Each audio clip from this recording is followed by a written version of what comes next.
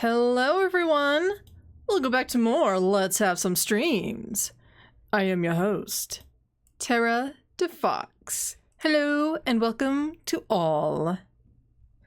Alright, well, I saw Deadpool yesterday, Deadpool and Wolverine. Yes, it was very good. I had a good time watching it, yes. And don't worry, no spoilers. I will not give spoilers because I know a lot of people are still waiting to see it. I'm just not that asshole either. I don't like talking about movies unless I know for a fact you have seen the movie. So don't worry, my lips are sealed. Throw the Fools, hello and welcome. Thank you for joining the stream. I imagine Matt is still streaming right now. But that's okay. Let him stream, let him have fun. Everybody should go and have them streams and have fun. Alright, well, not much else has happened since my last stream, besides just me watching Deadpool. And everybody pretty much liking it and enjoying it. Which is a-okay by my book. So let us just, you know, go ahead. Just drive right on into the heart of the woods. Now, I don't know if I somehow just missed this, or maybe it just is a recent new playthrough or something.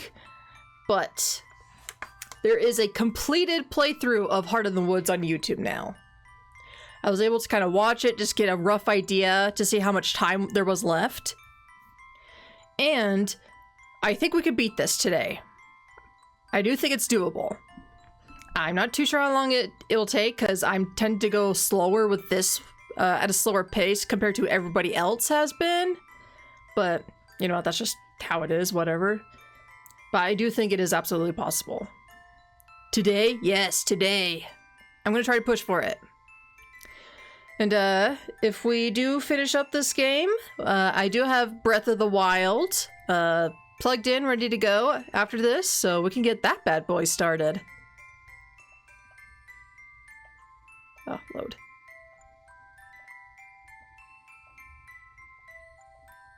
And load this bad boy.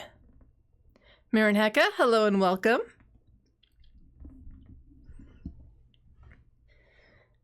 All right. Get you guys self tucked in, relax and rest. Oh, you hate Breath of the Wild and Tears of the Kingdom?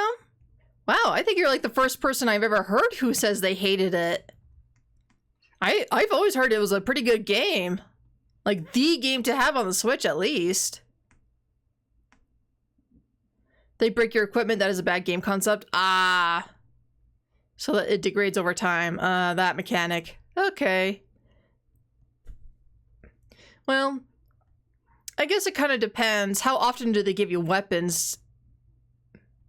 If they give you like a shit ton of weapons to kind of keep switching through, then it's like, who cares if it degrades or whatever.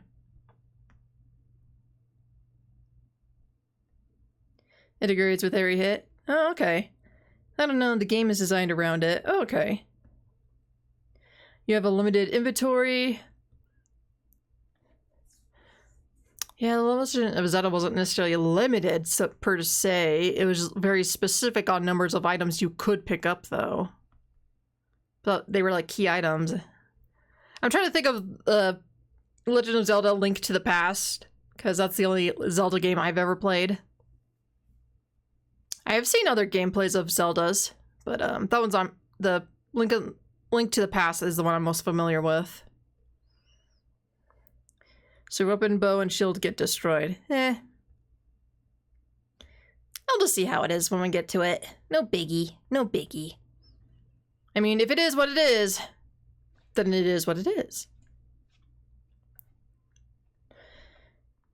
Okay, so Forest is dying. All hell is breaking loose. Maddie's like close to disappearing, like permanently. So now we're going to go see the fairies. That's where we last left off. Nothing new with Morgan or Terra. They just kind of disappeared last time. So let us find out if Maddie will finally become the fairy queen. It's alluding to this so badly, and I want to see her become a queen. Okay. Once again, we reach the grove where the fairies nest. It occurs to me that is the only part that seems unaffected by the forest sickness. The trees are just as vibrant as ever, and the pond just as crystal clear. We stumble into the middle, near the shore of the pond. Abigail takes several woozy steps, and I hold her shoulder to keep her steady. Then I flicker, and she starts to fall, barely managing to keep her balance. Forget days or even hours to find another solution. We might not even have minutes. Hello? I call out, a bit surprised that none of the fairies have come to greet us. I watch the trees and listen for the buzz and flutter of wings. But it remains silent and still. Hello? Fairies! It feels a little absurd and on the nose, but I don't know what else to say. There's no response. Please, we need your help! I might as well be shouting into the void. There's not even a single rustle. I notice that the birds who used to nest in the bushes seem to have abandoned this place.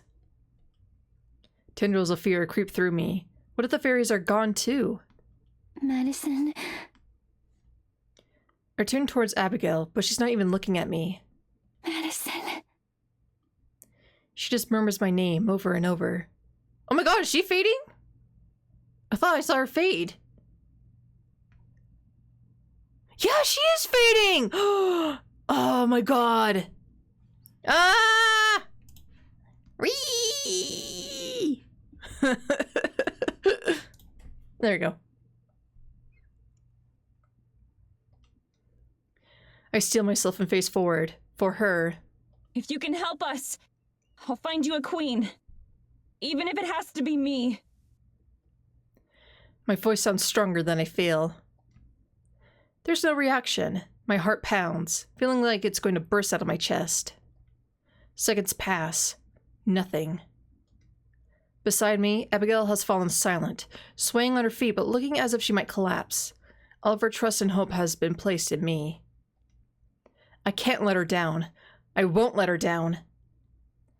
Just as I gather breath to yell out again, I start to hear a faint buzzing sound deep in the trees. Something flickers, far away but getting closer. I realize it's many somethings. Tiny lights spark to life, woven throughout and across the trees like Christmas lights. Those and the growing buzzing herald and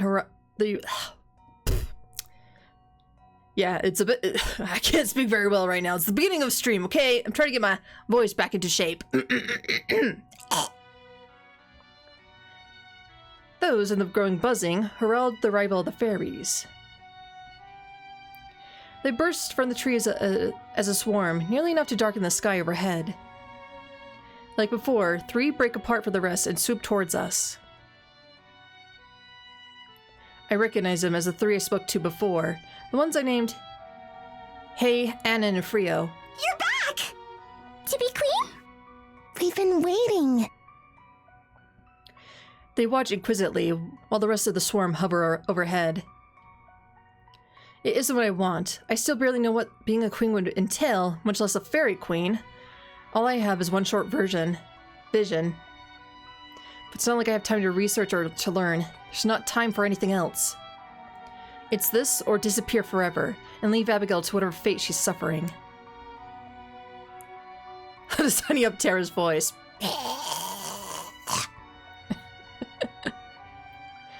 Of course, that's not an option I'm even willing to consider. I put on the sternest face I can and lock eyes with the fairies in the middle. Only if you can help us. Wordlessly, the 3 fairies dart forward, inspecting Abigail and me. They communicate silently with each other, leaving me to wonder what they are saying and thinking. A minute later, they return to their position in front of my face. Name your terms. Oh yeah, you want a little bit of negotiation, yes? We can work with this, yes. But are you sure? We think we know. If you make us human again, and stop whatever it is that's happening to us, then I'll make sure you have a queen. Whether it's me or someone else. A queen! Who else could it be? We've spent so long looking. There's not much time left! For you or for us! Wait, what do you mean? What are you running out of time for? She'll make her move! Haven't you seen? The moonsick one. Moonsick? There's that word again. Moonsick one. You mean Evelyn? Evelyn! A human name! It must be her! I don't fully follow, but there's no one else they could be referring to. There's so much that I want to ask, but I can't right now. How long do we have? Until the moon is at its brightest! That's when she's strongest. Will you be ready then? I'll have to be. I haven't been paying much attention to the moon, but I know that it can't be more than a week until it's full. Probably less. I really wish I had Terra's stupid shirts to use as a reference right now. Terra. In all this, I haven't even really been considering that. By becoming human again, not just a ghost, I'll be able to see her. That's at least one big upside, although I don't know where we'll even begin to catching up. Still, that's something else to be figured out later. Facing the fairies, I nod. Okay. We can start preparing! Are you ready? It won't take long. Yeah. I just need a moment to get ready, too. The fairies flit off and rejoin the rest of their kind, not bothering to respond. That's fine by me. I turn back to Abigail, who's been silent throughout this entire thing. At first I thought maybe she's passed out, but instead she's watching me with anxious eyes. Medicine, are you sure? Yeah, you could just barely tell. Like there's a tree branch right... maybe we can move me. Like right where I'm staring at, the tree branch right there. A subtle sign that she's disappearing too.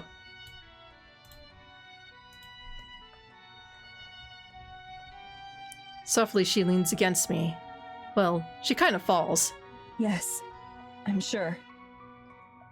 The fairies have all gathered near the pond, close to one of the trees. They watch us intently, ruining the chance of any private moment.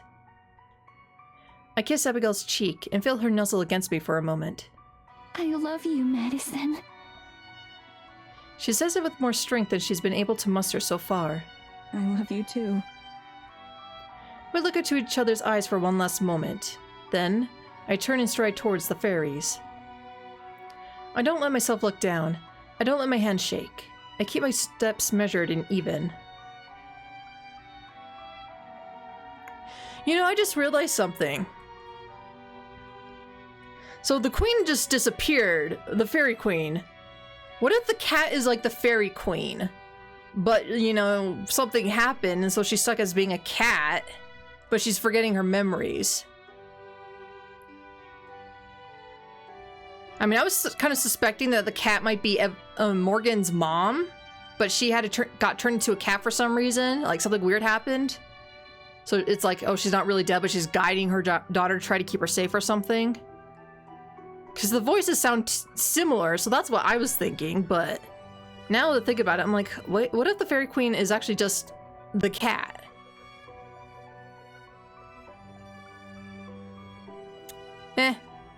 We'll figure it out eventually, I'm sure. Morgan did say something about the cat being able to speak to the fairies. Yeah. I thought that she said the cat was a fairy, but... Gosh, it's been a hot minute since we got that little tidbit.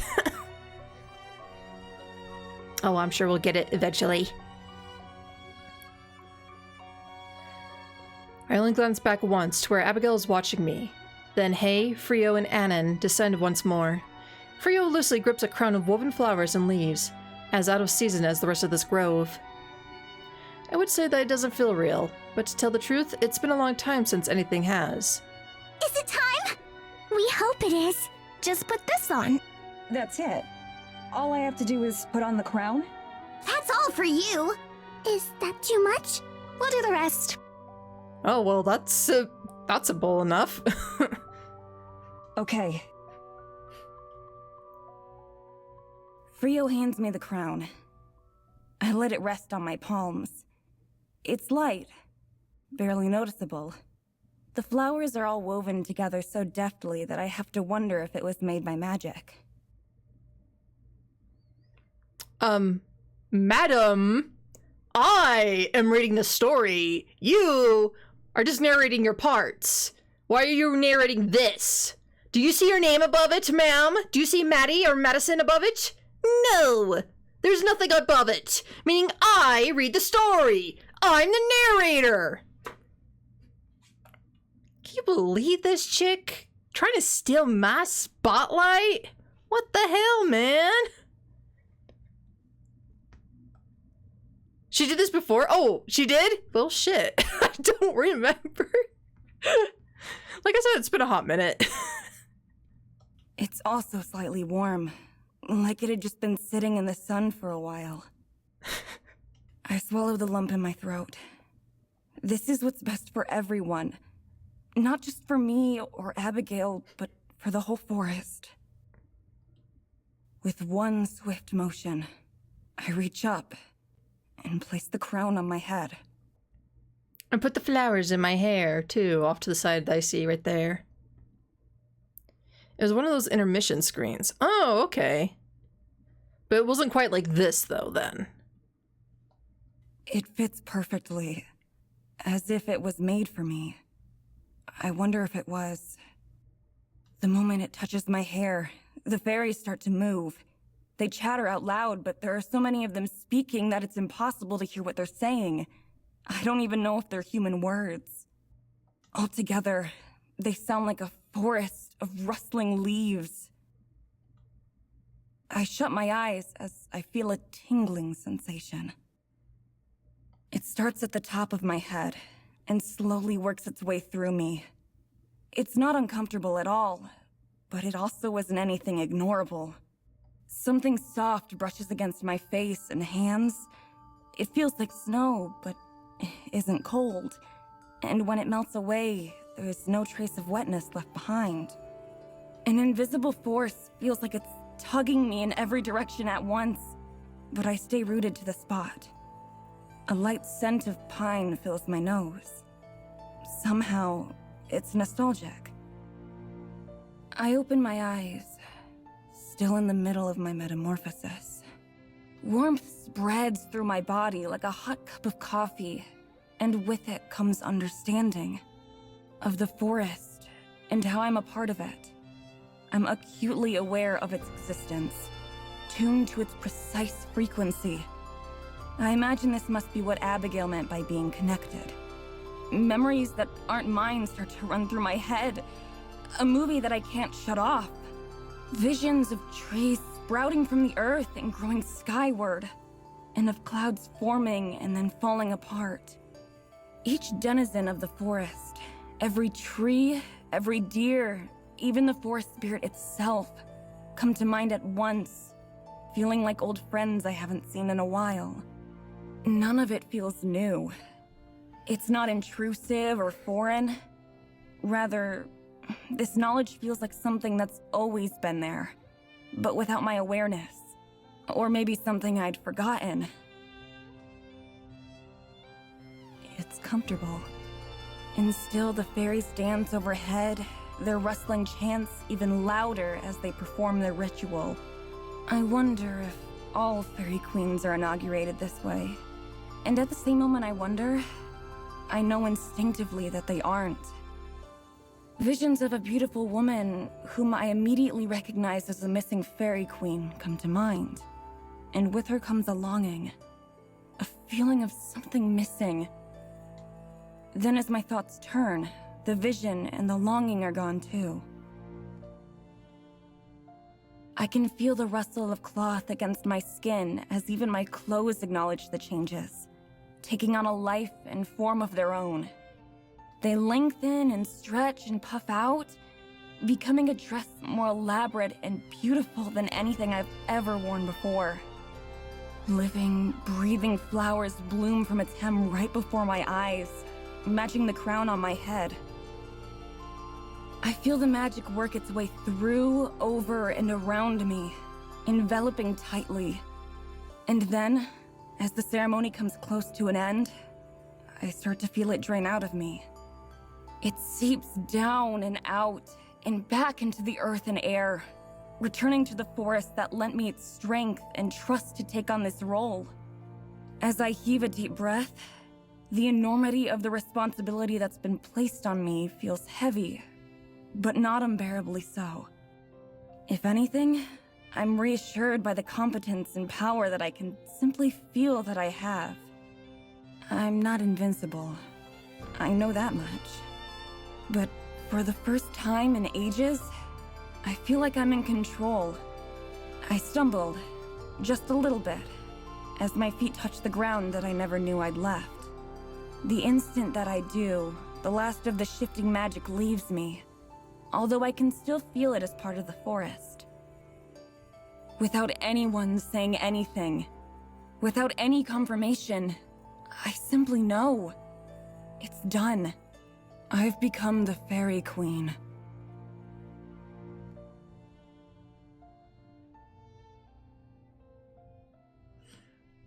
Sorry, Throatfuls. Wanted to let her go through her monologue there. But yes, I do agree. Her dress looks very pretty. Chapter 5. Under a uh-oh, the full moon. Oh shit.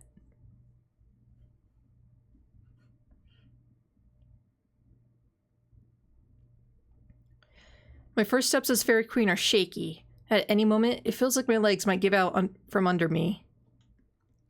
Yet at the same time, I feel a strange sort of confidence and inner strength. I don't know if magic literally courses through my veins or not, but it feels that way. My next few steps as Fairy Queen are easier. I keep my gaze fixed on Abigail as I make my way towards her.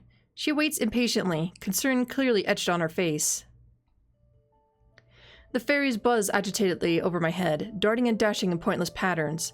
Though they don't vocalize anything, I can hear their voices clearly in my mind. Our queen! Welcome home. How does it feel? I acknowledge the words, and at the same time, I can feel myself being acknowledged. It comes as naturally as breathing. I promise that I'll get to them in a moment.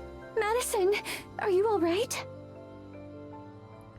She clings to my side, her slender arms tight around me. Though I'm not shaking anymore, her presence is still infinitely reassuring. I press my lips to her head, and we sway gently back and forth.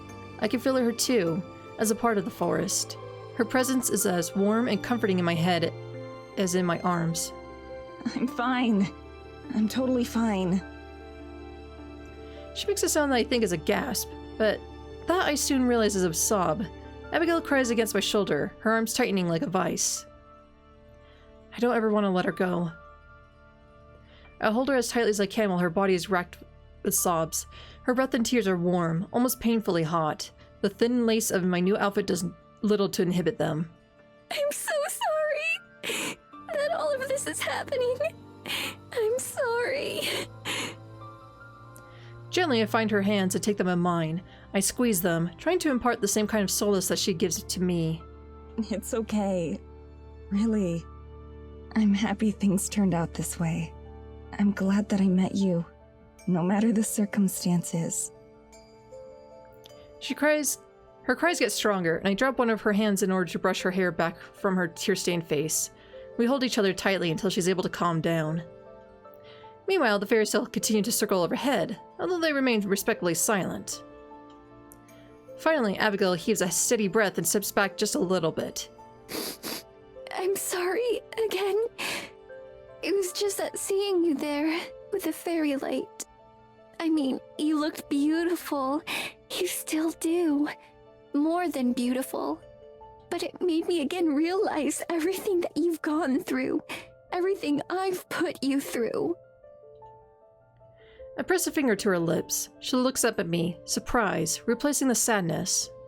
It's okay. I'd go through all of it again to end up here with you. I mean it.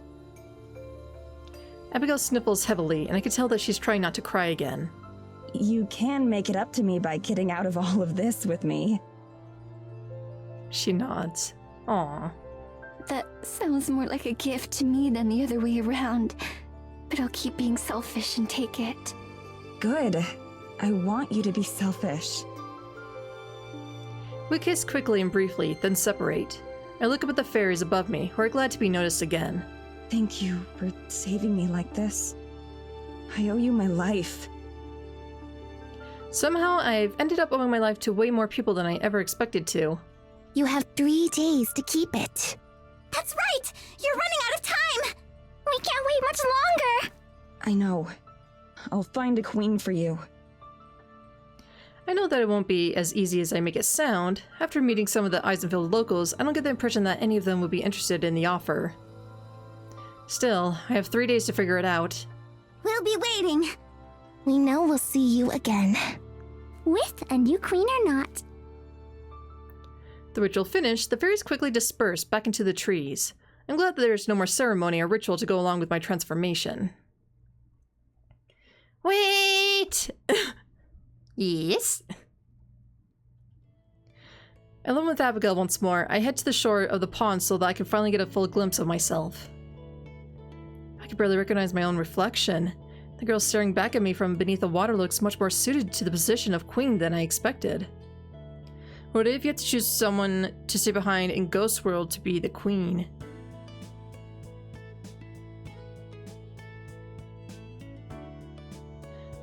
Like, somebody has to die for her to become queen? That'd be kind of fucked up.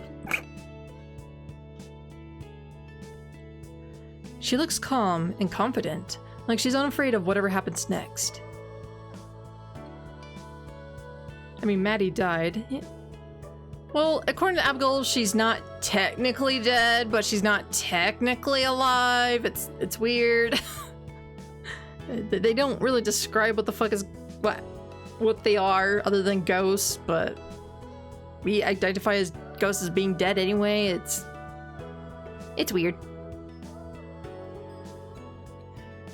I hope I'm not just fooling myself. I turn this way and that, admiring my new outfit. Atop my head, the flower crown that the fairies gave me fits comfortably.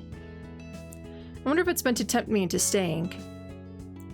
Abigail moves closer, peering into the water with me. Our reflections next to each other serve as a visible reminder as to why I can't stay. Like maybe you have to leave Morgan or Tara behind or something if you want to leave the forest with Abigail. Nah, I imagine leaving the forest would be part of joining Tara and Morgan. But I can see an option where Maddie chooses to stay in the forest with Abigail, staying as the fairy queen, and then being with Abigail, and then leaving Terra and Morgan behind.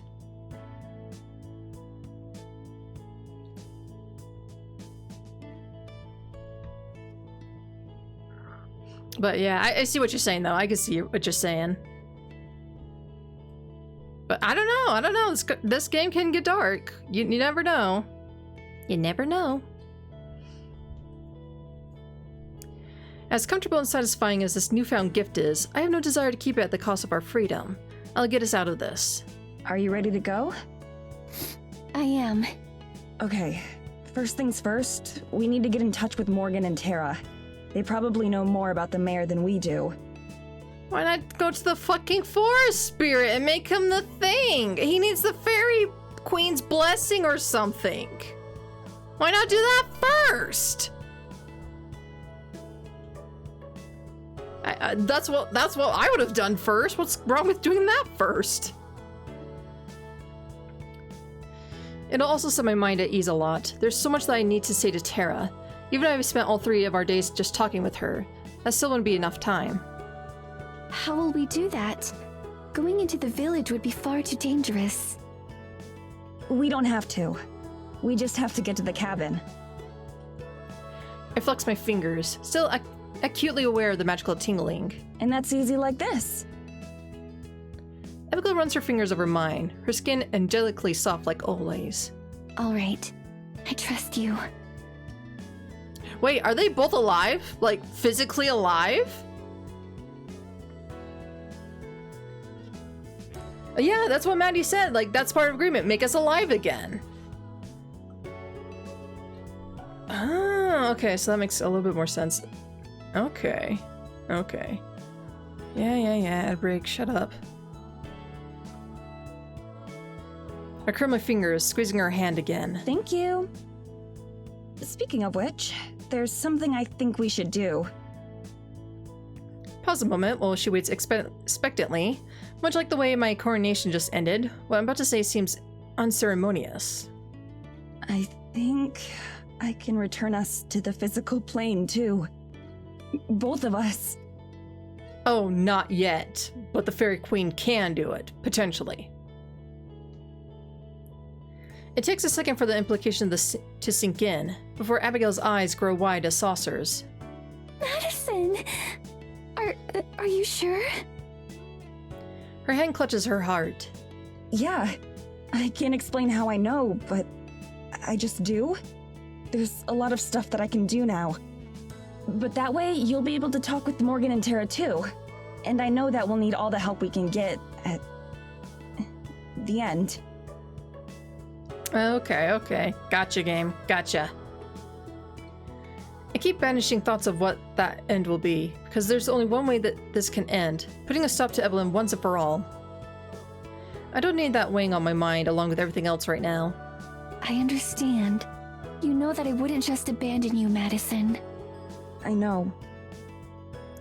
Abigail takes a deep breath, steadying herself. Okay. I'm ready. Silently, I step forward, taking her other hand in mine as well. I close my eyes and bow my head, and I feel her do the same. I can feel the magic course through me and out of me, spreading like vines from my fingers. It affects both me and her, taking our very forms and binding them into the mortal world where they belong. I can feel Abigail tense up and hear her breathing getting shallow. Still, I keep my eyes closed, willing the magic to continue working. It obeys my whims effortlessly. And then, after a minute that feels like an hour, the flow of magic slows and then stops. I open my eyes. Abigail is still there, her hands warm in mine. Her eyes slowly open as well, meeting mine. This close together, I can feel her breath warm against my face. How do you feel? A light breeze blows through. For the first time in 200 years, Abigail's gown sways in the wind. It's cold. She says and laughs, pressing herself even more tightly against me. Abigail shivers, her teeth begin chattering within seconds of her transformation, Despite how poofy it is, her gown really isn't very warm at all. Fortunately, the chill doesn't bother me. It wouldn't make sense for a fairy queen to be susceptible to the cold. But taking care of Abigail is a pressing matter. Let's go to the cabin. I can get us there quickly. She just nods, rubbing her arms tightly around herself. I hug her tightly as well and access the magic once again. This time, I'll use it to transport us across the forest, so that to its very boundary where the cabin is, and where my powers stop being useful. Since the cabin and the village are technically outside the bounds of the forest, once I step past the trees, I'll just be a regular ghost again, at least until I go back into the forest. So I can't get too far away. If Evelyn were to find out where we were or make some move against us, I'd be powerless to stop her. Better to not even give her that opportunity. Still, the transportation is smooth. It doesn't even feel like we move. Instead, we close our eyes in the fairy clearing, and when we open them again, the cabin is just right in front of us. Seeing it again strikes a pang in my heart. Feels like forever ago. I guess technically it was a lifetime ago. There's no time to get sentimental though. Not when Abigail's like this. Instead, we hurry to the front door. Miraculously, the door is unlocked. I guess Morgan and Tara had more important things to worry about than locking up the last time they were here.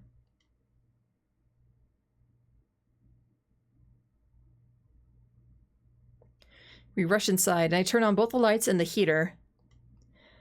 As warm air cranks out, Abigail's relief is palpable and immediate. She settles down onto one of the chairs, comfiness and outweighing even her curiosity for a moment. Better? Much. She luxuriates in the feeling, eyes closed in bliss. Her fingers absentmindedly scrape the soft cushion of the couch, which she presses her back into. It's so soft. Uh-oh, here's the curious bug. Then she leaps to her feet, zooming toward the kitchen. She strikes her finger along every different surface as she goes, stopping to examine most of them. That must feel so weird. I don't know, man. I feel like something soft and comfortable. It's like, ooh, this feels nice. Oh, to actually feel things after 200 years? Oh, maybe, yeah. I imagine it would be just a little bit. Then, she leaps to her feet, zooming towards the kitchen. She drags her fingers along every different surface as she goes, stopping to examine most of them. She rubs the edge of the counter.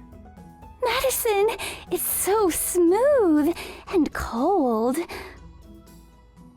At the sink, she examines the faucet intently before spinning one of them. Cold water pours out over her hands, and she yelps in shock but quickly grins. Madison, it's like a river. Then she reaches the heater, which is pretty much keeping her alive right now. Like a cat, she basks in front of it, relishing the warmth. Each sensation seems to bring her immeasurable joy. For me, it has been a couple of weeks. For Abigail, it had been 200 years without feeling warmth, or cold, or textures. I watch fondly. I wish we had more time to enjoy ourselves. More time to show her modern things like films. I remind myself that I can't think like that. We just don't have the time yet. We just have to get through this. Then we'll have all the time in the world. I'm going to get you some warmer clothes. I'll be right back. All right. She's still plopped in front of the heater, closer than I would have thought is comfortable. Smiling, I head into what had once been my bedroom. It's been rearranged a bit. My suitcase has been shoved to one corner, forgotten. My laptop sits up top of my bed, although most of the video gear is missing. Tara and Morgan must have taken it with them when they left. Good thinking. I start booting up my laptop while I roll the suitcase to my bed and start shifting through my clothes. Believe me, it is quite an experience to introduce someone to films. Yeah, I imagine it would be quite difficult. It's like moving objects of sorts on a flat thing. Like, it's hard to describe what a film is, as well as a TV, I assume, if they don't know what a TV is. And then describe the movies and what they could or could not be about. It would be a very interesting experience, I do agree.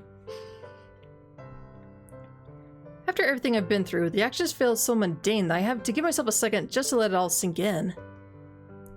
Everything's been moving so fast since that night Abigail and I kissed by the water. There's hardly been a chance to breathe. Still, being back on familiar territory with familiar comforts is reassuring. It makes me feel like a human once again. Something as simple as being able to push a button on my computer and watch it respond is a little miracle that I don't think I'll take for granted again. Getting used to the necessities of normal life, like eating and sleeping, will definitely take some time though. Same with keeping warm. Unfortunately for Abigail, my clothes are the only options she has. They won't fit her as well, but they should be better than that nightgown she's been wearing for so long. I complete the outfit with a cute hat. I hope she likes it. Here you go. They're not the best fit, but they should at least keep you warm. Abigail hurries over and reverently takes the bundle from me. Are these your clothes? Yeah, they are. I hope that's okay. She holds the bundle to her chest. I'll treasure them. Aww. Show the hat! The hat! I show her to the bathroom and also explain how everything works.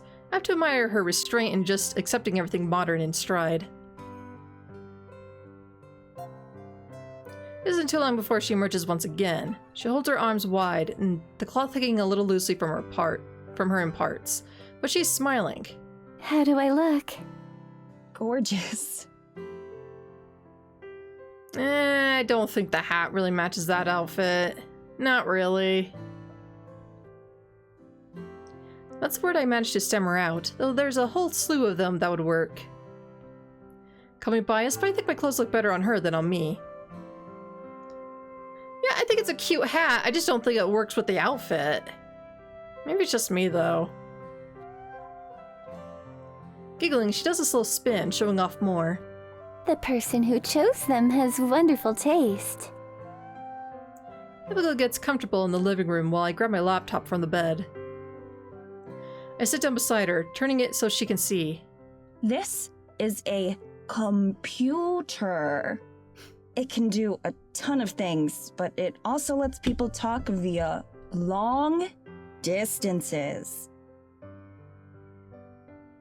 The soul drawl, man. The soul drawl. And that's how you're going to contact Terra? Right. Sorry, water break. It's like 90 degrees outside, meaning it's like 80 degrees in here. Blech. That's emphasizing. I know, but she doesn't have to treat Abigail like she's an idiot. Computer. Long distance. Do I sound like a ghost? Woo! Anyway. This reminds me of a hilarious video. Oh.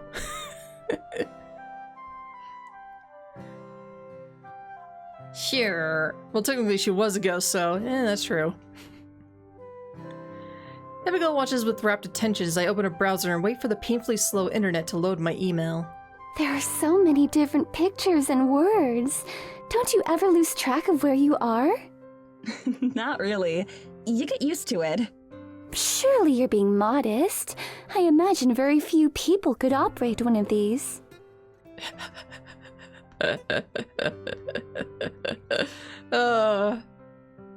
Just hearing Abigail be so cute, it makes me want to just pat her head and like, you're so precious. Abigail, you're so precious. Absolutely precious. I love her. Oh, she's feeling it too. Oh, that's so cute. I wish. But really, most people have one of their own. Or even more than one. They're a really common part of everyday life. I see. In that case, you'll have to teach me. Definitely. For now, though, I'm going to send that message. How will it be transported? It's, Oh, that's a difficult question. After tried to think of how to explain this. I didn't realize I had the perfect analogy. You know how the forest is all totally connected? Like, how you can sense all the different parts of it? Abigail nods and slowly her face gets pale. Medicine? Don't tell me that modern people are connected in the same way. I can't help it. I burst out laughing. No more questions! Keep going! Just accept it! Indignantly, she waits for me to finish. Takes me past the point of having tears in my eyes before I do. I can see that I was wrong. She pretends to pout, though. I can see in her eyes that she's just playing. I'm sorry. I'm sorry. Maddie says, I'm sorry. There's no second sorry in there. It's just I'm. Maddie, you did not read that right. It's just that you look so horrified. She laughs too. Well, imagine how I feel. Apparently nothing is impossible anymore, so I simply have to assume the worst. She snuggles against me, pressing her cheek against my shoulder to show that she's only pretending to be upset. So, go on. Do explain it then. It's not the people who are connected, but the machines. If you have a computer, you can send a message instantly to any other computer in the world. It's more complicated than that, but that's the easy way to put it. I see. So you're going to send a message to Terra's computer? Right. I'm going to tell her to come and meet us here. I hope she'll believe it's me. I'm sure that she'll know, somehow. I nod, entering Terra's email address into the field. It feels absurdly formal to be sending an email of all things to get in touch with her. I don't think we've ever had an email conversation in our lives. I leave the subject line blank. Anything I could put there would feel comical. I don't really know how to word the rest of this message, so I don't think about it. I just put my fingers to the keys and start to type. Dear Terra, I know this is going to sound kind of hard to believe, but you like believing in the unbelievable, don't you, girl?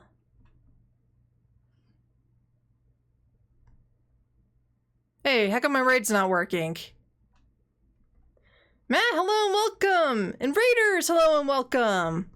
Let me see if I can, force the thing to work. I don't know why my raid did not work. Oh, Streamlabs is not gonna work. This is all in different locations and I don't remember where to go. Well, crap. I don't know why my thing is not working. But hello! Welcome, everybody! Lufia. And Marinheka, you came back. It's part of the raid. Hello. I'll give it a minute so that way in case you guys are stuck in ads or something, but let you guys, settle on in. Tuck yourselves in. You never left? Oh, really? But it says you're part of the Maddie raid. That's okay. Bro, hey, welcome.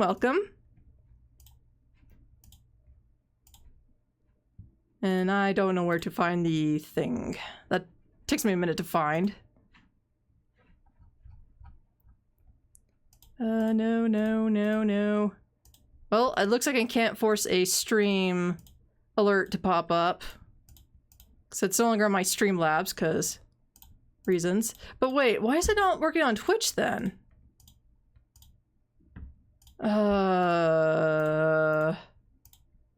Sorrow. Well, anyway. I guess you just won't get a message popping up. I'm sorry about that, Matt. I am double watching. Triple with V. Quadruple with someone else. But yeah, that's me. Scuff Queen, it's not my fault! Half of the stuff is not my fault! I set it up the way people tell me to set it up and it still doesn't go right! It's not my fault! It's not my fault! There's a tiny message in the bottom right, just no big sound or anything. Yeah, I did see the message. My video just didn't want to pop up for some reason. I wonder if, oh, maybe I could, oh, I could probably, do it like this. Hold on. I got this, guys. I got this. It's okay. It's okay. Raid alert! Oh, We got a raid! Raid alert! Raid alert! Raid alert!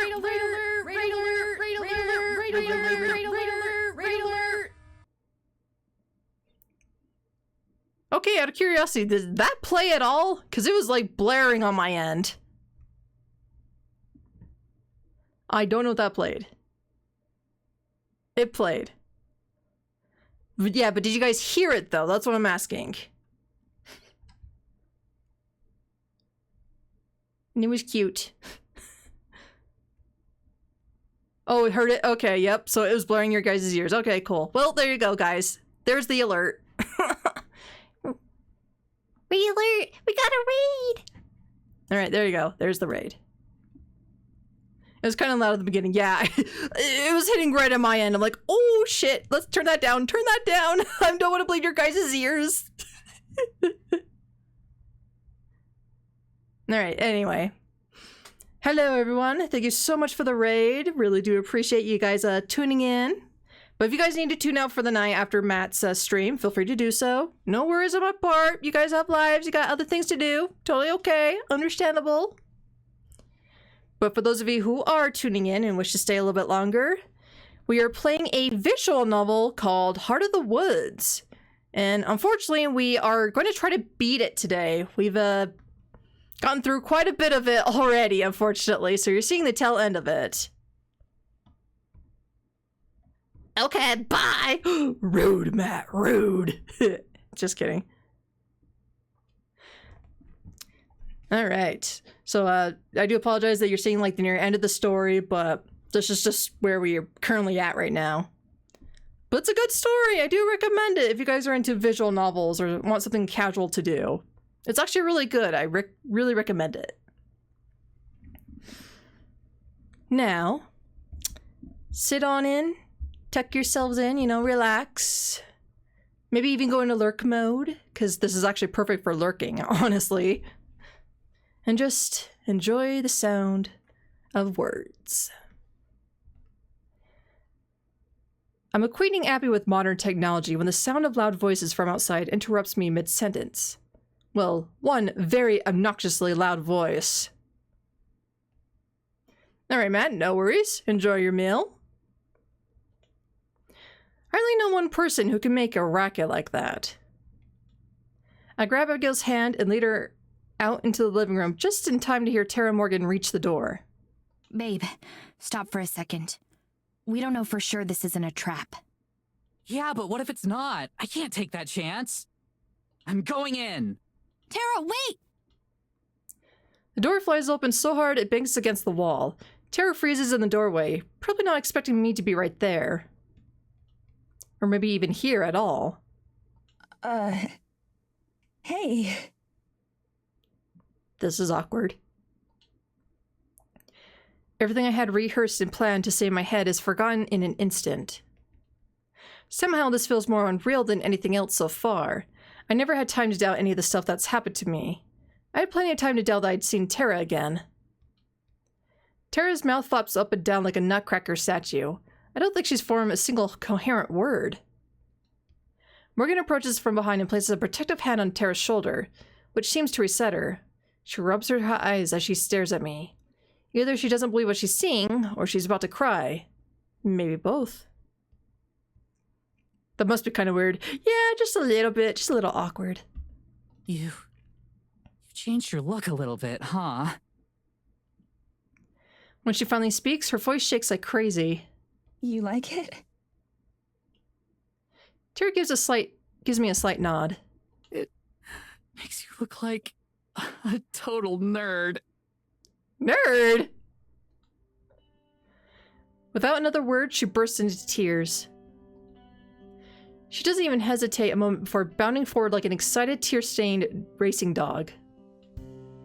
I spent so long worrying about her that seeing her safe and sound in the flesh is almost too much to handle. There's so many things that we left unsaid or unresolved. I'm just glad that there's time to fix that now. I thought you were dead. Me too. We both burst into laughter, still punctuating with sobs. But at least we both have the clarity of mind to tell that this hug has gone on for way too long. When we split apart, she has a big dumb grin on her big dumb face. Welcome back, Mads. For a second, I thought she had an immediate breakdown because you called her a nerd.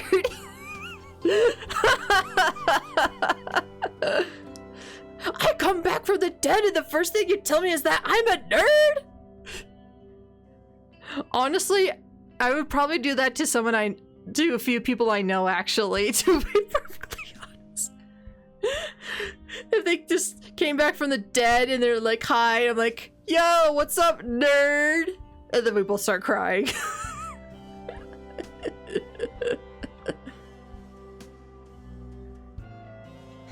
Good to be back, Tara. Wait, that reminds me of a hilarious anecdote. Okay. Our reunion over, Morgan finally steps forward, taking Tara's hand in her own. She smiles at me, her expression soft for once. Hey, Maddie. It's good to see you again. Her voice is as calm as ever, but the white genuine smile on her face tells me that these last couple of weeks have changed her as much as they changed me. You too, Morgan. I feel like I should say something more than that, but I know neither of us is much for words. It's nice to have someone else around who feels the same way for once. Before anything else, there's someone I'd like to introduce you to. I turn to gesture for Abigail, but at first she's nowhere to be seen. Then I smell a familiar flask of pink and purple lingering by my bedroom door. Right, we spent so long together that I had forgotten how timid she was when we first met. Some guy a few centuries ago who faked his own death just to see who would show up to his funeral, and then he beat his wife for not crying loudly enough, and everyone in the audience was like, what the heck is wrong with this dude? Jesus! I don't know if that's a funny anecdote, to be honest. That's kind of sad. Extremely pathetic on the guy, but really sad.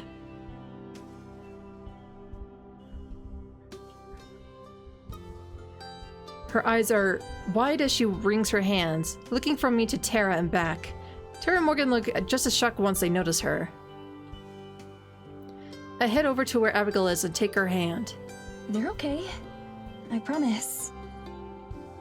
She nods, letting herself be led back into the living room. Tara, Morgan, I'd like you to meet Abigail. To be honest, in hindsight, it is only the rest of the story of the guy that is hilarious. Ah. He had quite a life, so to say. Oh, okay. I pause for a moment. She's my girlfriend. Whoa, we do have a lot to catch up on. She turns to face Abigail. I'm Tara. I've been friends with Maddie for forever. It's nice to finally meet you, Tara. I've heard a lot about you. Hell yeah! All good things, I hope? Mostly. I'll take it. Morgan steps forward too. Morgan, nice to meet you. Abigail nods politely. You as well. You have the exact same shade of green in their eyes. Huh. So, let's sit down. We've got a lot of catching up to do and not a whole lot of time to do it. The four of us move to the couch and sit down. Right as we do, though, there's a loud grumbling from beside me. Abigail clutches her stomach, looking absolutely mortified. What was that? What's happening? Oh, yeah. We should probably eat something. Eat. Her eyes light up. That's right! I'm hungry! Morgan and Tara look baffled. I can't blame them for that one. Like I said, long story. is there anything to eat? It's been a long time since either of us have had a meal. I'll link you a video. Okay, please do. I am quite curious. I'll make us some breakfast. Cross your fingers for pancake mix. Pancakes, pancakes. Eat them with a fork. Pancakes, pancakes. Anyway, Don't be a I dork. think that's everything. Minus the really juicy stuff, anyway. I'm okay with not hearing about that. Thanks. Watch it after stream. It's a few minutes long. Okay, will do. Yeah, I'm okay not hearing about your sex life, please. No, thank you. Abigail's now finally finished with her meal, wraps her arms around mine, and rests her head against me. Morgan sighs and sends Tara and me a meaningful look. She rises and clears her throat. Abigail, would you mind coming with me for a minute? Morgan's voice carries a more serious tone that feels like a sudden departure from our light-hearted reminiscing. I knew it couldn't last forever, but I'm hopeful we can return to it soon. Is something wrong? No, not at all. But there's something we need to talk about. And besides... She looks at Tara, then over to me. Her tone must be serious, but her soft expression makes it clear she's not about to deliver any bad news. These two might need a bit of privacy. I nod at her as Abigail lets go of my arm. With a quick kiss on the cheek, she stands and walks to Morgan's side. The two of them head towards the bedrooms, leaving Tara and I to stare at each other in silence. We look away from each other awkwardly as I try to think of what to say. Should I speak first? Should I wait for her?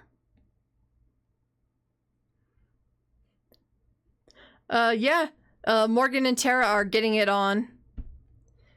And Maddie and Abigail haven't done anything besides kissing. But yeah, Morgan and Tara are definitely... They are doing the hanky-panky, the shaking the boots.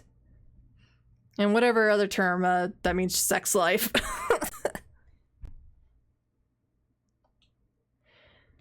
What do I say? She knows how much I missed her, but there was so much tension between us before I died.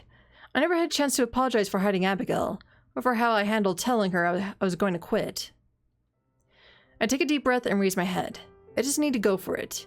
I spent enough time waiting to speak. Whatever happens, happens. I'm sorry.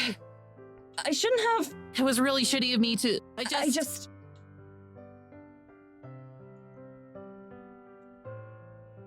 They are consummating the relationship. Yes, consummating, yes.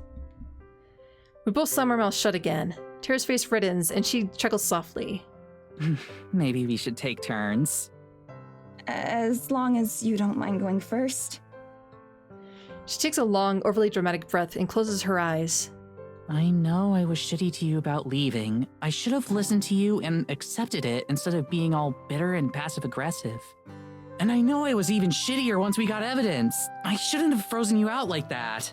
Maybe a bad choice of words there, Tara. I mean, I shouldn't have ignored you the way I did. I want you to be a part of Terranormal. I really do. Trying to exclude you was stupid and impulsive. She looks me right in the eyes, and I could tell that all her typical bravado is gone. This is pure, naked honesty. It's hard enough for me to manage something like that, much less her. She's really put her heart into this, and I'm more than grateful for that. When all of this is over, whatever you decide to do, I won't stand in your way. You know I always want you to be a part of Terranormal, but you gotta be your own person. Is Maddie and Tara getting together? No. Maddie is with Abigail, and Tara is with Morgan. I'm going to assume you just barely came back. And you're my best friend. Thinking I might have lost you forever made me realize I honestly have no idea what I'd do without you. And there was a bit of a tidbit that we read a while back saying that Maddie and Tara did try dating for a while, only to find out that they were like, yeah, no, let's just be friends. This kind of sucks. And they both were like, yeah, that's probably for the best. And Yeah, they're happy with that. Not being in a romantic relationship, which is just fine. I was gonna be if they ship us. I need Dusk to see this. Dusk, Maddie, and Terra do work together. They are together in a different game, in a different universe or something. Nothing we would have expected, but it's also kind of funny at the same time. I give you a lot of shit, but I really do love you. I'm so sorry this all happened because I was too much of a screw-up to remember that. Terra exhales and slumps back in her chair as if the act of apologizing drained all of the energy of her inner body. She's grown so much in the short time we've been here. Then again, so have I. I need to make sure I show her the same sincerity in return. I'm sorry too, Terra. Even if I was mad, I shouldn't have hidden Abigail from you. It kills because I keep hearing Maddie with Maddie, and I'm like, huh? Huh? I can imagine you just like walking away as you're sitting outside your door trying to grab food. You hear it. Maddie? You turn around. Huh? Like the meme. Huh?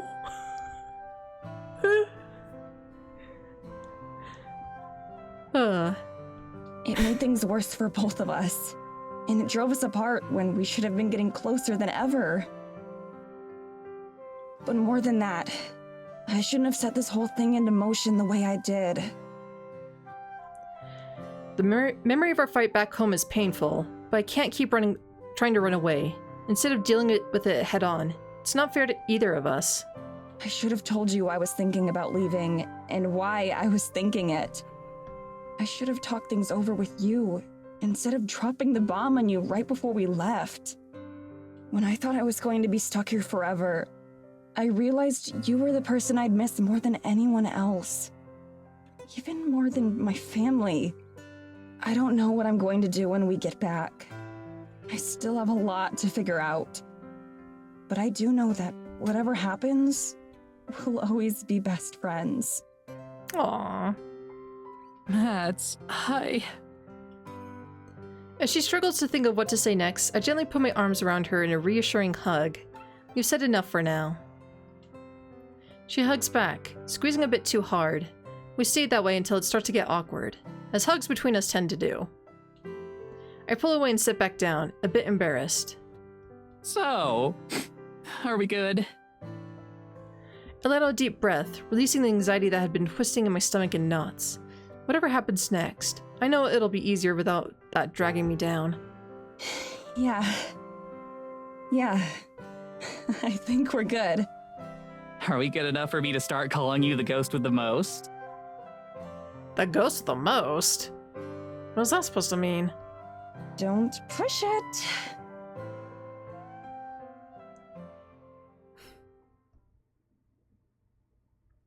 Oh, switching to Morgan. Sweet. This will be interesting. I wonder if we're going to get our choices through Morgan, because we got our first choice with Morgan, so I wonder if she's going to be like the main designator in choosing. It's a pun. The idiom goes, the host with the most.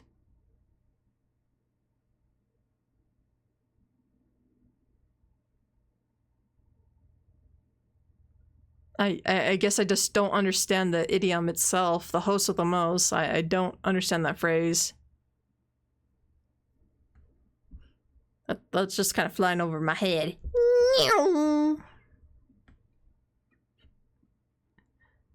I end up bringing Abigail into Terra's room. The two of us carefully step over the pile of clothes on the floor to sit on the bed. She bounces on it a few times. I don't think she's used to springs. Having fun? How do you people sleep in these? Aren't you afraid of just bouncing out of bed? It's not that bouncy. It's just comfortable. Just like the host of a party who throws the best parties.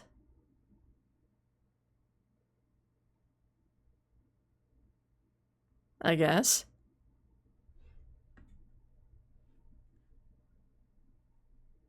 Yeah, I'll take your word for it, I guess.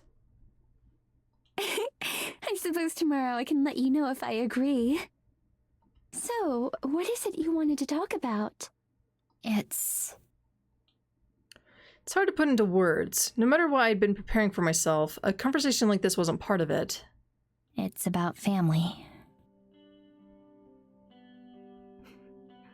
Our family. Wait, what? Our... Oh my god, was the correlation between the green eyes actually a thing? You're a Dhalsim as well? I'm a Fisher, actually. But a change in last name doesn't change the fact that we're part of the same family. Morgan, how the fuck do you know? At first I couldn't believe it. When Maddie and Abigail were telling their story, I thought there must have been some sort of misunderstanding or that I heard wrong. But the details all matched up. Not just with what Evelyn's told me over the years she tried to break my spirit, but with the notes and journals left behind by those before me. So she hasn't changed. After all these years, it's still us. Yeah, I'm supposed to be next. There isn't anyone else. No siblings or aunts or uncles. Just me and her. She makes a sound of sympathy and moves closer to me on the bed, touching my shoulder gently. I tense up, almost shaking hard enough to shrug her off, but she remains. I don't want to be that person anymore. I'm the one afraid to let anyone close, physically or emotionally. I'm sorry. I just nod. I can tell that she doesn't know what to say either, and that's fine. Do you mind if I ask you something? Sure. Why didn't you leave? Back in my time, it wasn't even a possibility. There was no way I could have escaped. We wouldn't have gotten very far if we'd tried. But now, Madison's told me about all sorts of fantastic machines and devices. Surely you could have gone. I shrug. Of course I considered it, dreamed about it even, but there's no way she could have known that. And besides... I thought about running away many times. I thought of a lot of different ways to make sure she couldn't hurt me anymore. But the same thing stopped me every time. She wouldn't just give up because I'm not around. She'd find someone else, just like she always has. And they'd die instead. I brace for her to tell me that's ridiculous, and that I should have put myself first, or to burst into tears at the very notion. Instead, she laughs. It's not a happy laugh, though. I see. I understand. Truly. I chose to die for someone else's sake as well. Someone I cared about very deeply. She sighs wistfully, remembering the days long gone. I can't help but smile, the same way that she laughed. I see I'm just carrying on the family tradition then. Let's make sure it ends with you. I nod. It will. One way or another. I am glad, though, to know that her family turned out to have people as wonderful as you. I'm really not anything that special. I disagree. Not just anyone could have done what you have. She leans forward, wrapping her arms around me in a gentle hug. This time I don't hesitate. I hug her back. Family. It's never been a word that really meant much to me. All I've ever had was the monster in my home. Now, though, I realize that that's no longer the case. We separate, and I gesture towards the door. She nods. Together, we leave the room, and rejoin the rest of our family.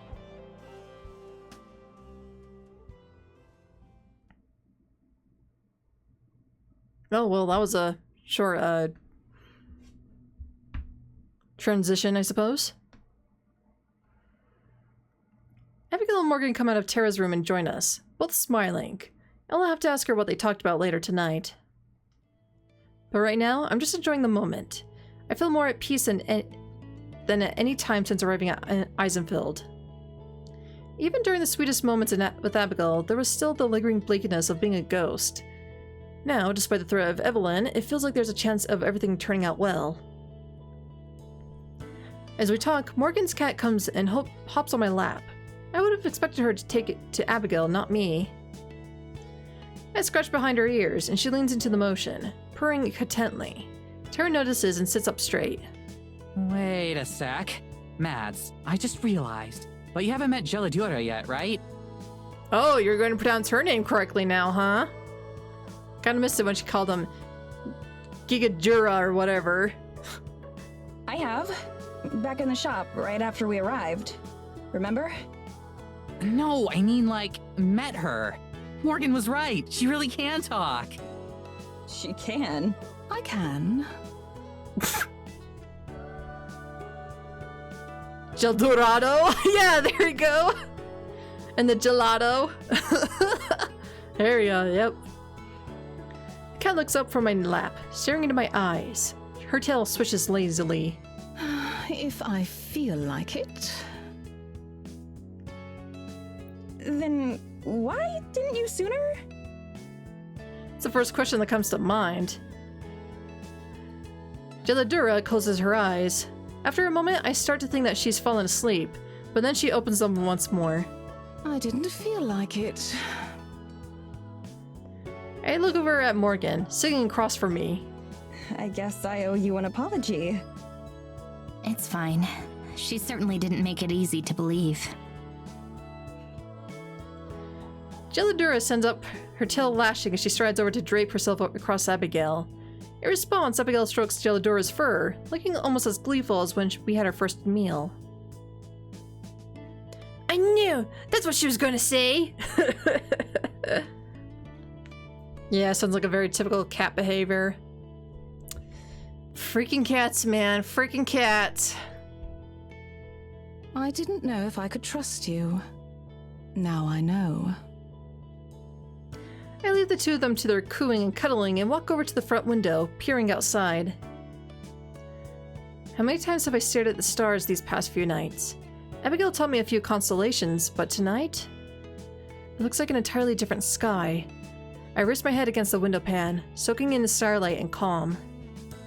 Hey, by the way, you said you only came into the village that one time, right?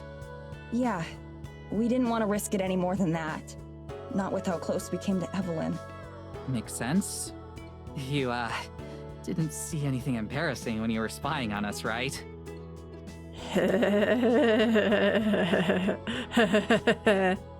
We weren't spying! Or at least we weren't trying to. But no, thank God. Oh, phew. For real though, after this is over, but before we leave, you've got to show us some of the cool spots in the forest. Sure, that'd be fun. Actually, do you want to go right now? Oh, wait, for real? I can show you the fairy clearing at least. That's our favorite spot. How long a walk is it? It's getting kinda late. Oh, we wouldn't need to walk. Tara's face slowly morphs from puzzlement to excitement as she realizes what I'm suggesting. You mean like magic? I nod.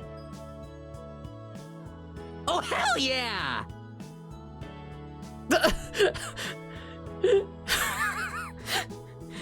Hold on, we need to go back. We need to go Oh, back. hell yeah!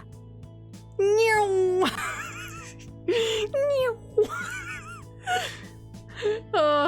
I love how they do this images. Just meow. The cat yeeted herself. Yeet. You know, just for that, we need to. Oh, come on. Ow! Ow! All right, there we go. Yeet. Her enthusiasm startles Geladura, who hops up and runs away. Abigail gestures in vain for her to come back, with tears in her eyes. You two up for a field trip? Sure. Geladura traipses back and returning to Abigail's feet. Abigail perks up immediately. Would you like to come with us, Miss Geladora? I suppose so. Oh, carry me. Abigail gladly obliges. She's like, oh, the soft fur of a kitty. Oh, so cute. I lead everyone outside and into the tree line, just in case there's anyone watching. I gather everyone into a circle, and the four of us lock hands while Geodora perches on Abigail's neck. Okay. 3, 2, 1. The forest greets me, and I respond in kind.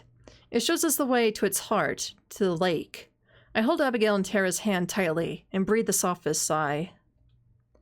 I thank the forest. Then I open my eyes, and we're here. As soon as we arrive, I can feel the presence of the fairies in my mind. They're instantly aware of where we are, and I send them all a mental greeting, which is returned right away. Gelidora slicks her ears back, and the tail begins to lash harder than before. I wonder if she can feel magic, too. Before I can ask, Tara whistles in awe. Dang, Mads. You really leveled up, huh? I put all my skill points into magic. Even Morgan looks dumbstruck, something I'm not used to from her. She tilts her head back, staring in open-mouthed wonder at the glimmering trees and the fairy lights. What is this place? Are we really still in the forest? Yes, it's a very special grove.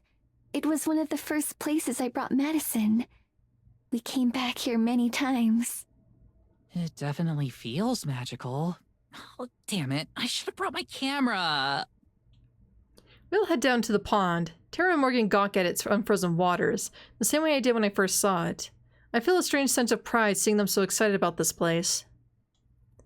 A loud buzzing sound suddenly fills the air. Before I can warn Tara and Morgan about what's happened, fairies burst forth from the trees. Tara yelps in shock as they pass over her, wings beating noisily. Your Majesty! You're back! You've returned! Hello, you three. It's nice to be greeted so enthusiastically, even if I didn't exactly want to be queen. I wave, expecting the three of them to come to me right away. But to my surprise, the fairies sail right past me and flock around Abigail instead. Our queen! Oh my god! Abigail shrinks back, looking afraid. I'm not your queen. She's over there. Abigail tries to point to me, but the fairies ignore her. No, you're not. We know you aren't. It isn't you. One of them reaches for Gelidora, and she swats at the fairies with one paw, just like Abigail did when we first encountered them. The fairies react with shocked indignance, their mouths open in identical shapes of puzzlement.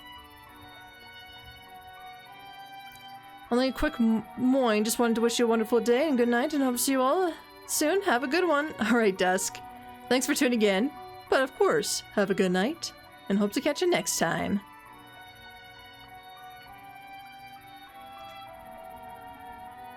They abandon verbal communication and instead emanate a wave of questioning curiosity. Although I can feel it, it's not directed at me. By listening, or rather by feeling, I realize who they're communicating with. Gelidora. Whoa, whoa, whoa. Just to be sure I'm right, I communicate a request for confirmation. Despite her discomfort, Gelidora turns to me from Abigail's arms, blinking languidly. Yes, that's right. Now I'm the one whose jaw drops in shock. Care to fill us in, Mads? Cat? Gelidora? Fairy Queen. Everyone is silent for a moment, even the fairies. Then Abigail clears her throat. Does that mean I should set you down then? No, this is fine. Wait a second. A little seed of hope blooms instantly within my heart. The fairies answer my question before I can even think it. The seed of hope withers and dies in response. Maddie? I close my eyes tightly.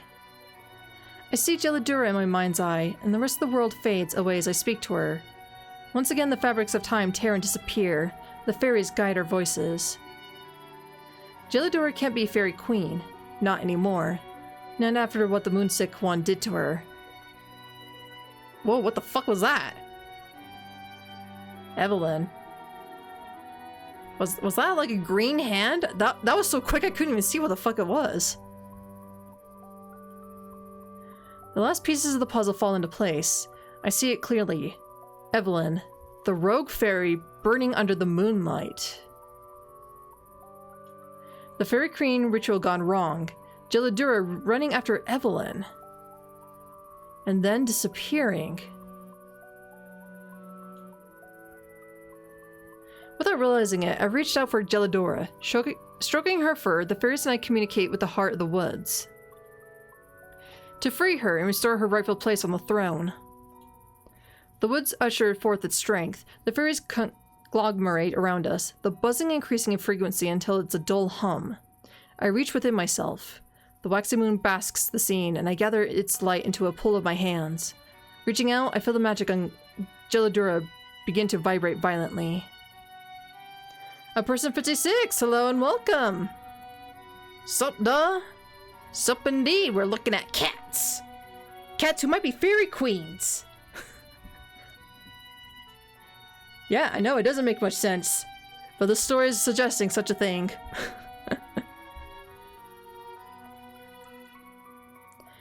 It burns to the touch. Gelidora yells in pain, and all at once the magic shatters and melts away. With the gas, I'm back in the present. Abigail rushes over to catch me, and the effects of time return. Their interest in their obsolete queen waning, the fairies clamp up again and get ready to depart. We'll see you again soon. When the moon is at its brightest. One way or another. With that cheerful reminder, they take off, fading out of sight. I separate their thoughts from my own and push them away. Madison, what happened? I take a deep breath and steady myself. Abigail scoops the pained Gelidora into her arms, petting and cooing. It's a long story. I'll tell you later. Gelidora, are you alright? Yes. It was foolish to think you, new Spring Queen, could dispel such a powerful curse on a waxing moon. Gelidora turns away and grooms herself. I feel a rush of guilt. Terra touches my arm slightly. You okay, Mads? Yeah, I'm fine. She grins and pats my back. Trying to ease the mood, she stretches wide and lets out a huge, nervous laugh. Oh, good. Well, that wasn't like anything I expected. The fairies, especially. What did you think they'd be like? I have no idea. But it definitely didn't involve your cat being a queen. I would have gotten you the nicer cat food if I'd known. Yo, Gelato, how come you never told us you were a fairy queen? Okay, maybe not. Terra maybe does like calling her something else. Gelidora doesn't even deign to look at Terra. You never asked. Well, how the fuck were we supposed to know? As soon as we arrive back at the cabin, Abigail makes a mad dash toward the couch and flops down on it with a loud thud. I'm a little surprised by how quickly she covers the distance. Gelidora leaps from her arms and trots over to the kitchen, immediately sticking her face in her food bowl. Oh, my feet. Are they sore? I can imagine walking around again after so long might be a bit draining. No, it's not that. It's these boots. Abigail kicks off her boots and sends them flying, eliciting a yelp of surprise from Terra as one of the boots nearly hits her dead on. Oh, she got aim. Your feet are bigger than mine. Do you have any idea what it feels like to get snow in your boots for the first time in 200 years? The three of us shudder in unison at the thought. Terra takes another step away from the boot as if she's afraid of it infecting her with cold feet. I can tell you right now that when we do go to America, I'm going to be spending the entirety of the winter months indoors. Yes, ma'am. Jeez. I can't help grinning at her words. Even if it wasn't entirely serious, that's the first time I've heard her speak out about our future together with that much certainty. I make my way to the couch and sit down beside her, putting my arm around her without a second thought. She leans against me, our bodies perfectly aligned. When the summer months roll around, I am definitely taking you ladies to the beach. Abigail instantly perks up at that, clasping her hands together and leaning towards Terra with a huge grin on her face. Yes! Goodness! The sand, the sun. I'd love to see the ocean. Morgan seems a little less enthusiastic about the prospect of the beach, her face an expression more of concern than excitement. If we go to the beach, I'm going to end up looking like a lobster. Ah, you too, huh? Yeah, but you'd be a really hot lobster. I try as hard as I can to suppress a groan, but Morgan and Abigail both chuckle. Abigail I can understand, but the fact that Morgan genuinely finds this kind of thing endearing is baffling. Thanks, babe. So, Abigail, what's the most interesting invention you've seen since you came back? I suppose... I haven't seen much of it, but the internet seems like a wonderful tool. I love the idea of being connected and sharing thoughts, feelings, and creativity with everyone around the world. Yeah. It's great. But you also shared the negative side of it too, and that can really put you down for a hot minute. Yeesh. My girl! Isn't the internet great? Yeah! There isn't a single person more qualified to teach you about the internet than I am. We are gonna have a blast. There is no way I'm going to let you be the one to show her around the web. You get into enough trouble on your own. But Madison, doesn't Tara perform on the internet? I assume that means she's very knowledgeable about its workings. Just because you can create stuff doesn't mean you know how to upload it and share it with people. Because every damn platform has to be different and unique in its own damn way. Ugh, don't even get me started, man. Don't even get me started. Tara raises an eyebrow and leans down to place her hands on the table, staring closely at Abigail. Tara sounds like you, Tara. So Mads told you about Terranormal, huh? She might sound a little bit like me, just a little. So my bed is calling to me. Alright, Marin Hecka. Do appreciate you tuning in. As always, do appreciate it. Do appreciate you tuning in. As always, do appreciate it. Yes. Well, you get double appreciates. How about that? Take that! Double appreciation. But till next time, have a good night. Get some rest, and hope to catch you next time. Oh no. She told me some things. I know you tell stories about supernatural occurrences and that you take them very seriously, even when they're quite obviously untrue. Did she now? Sweetie, maybe we shouldn't... And she told me that people all over the world enjoy watching you. It sounds like you must be an incredible storyteller. Nice save. It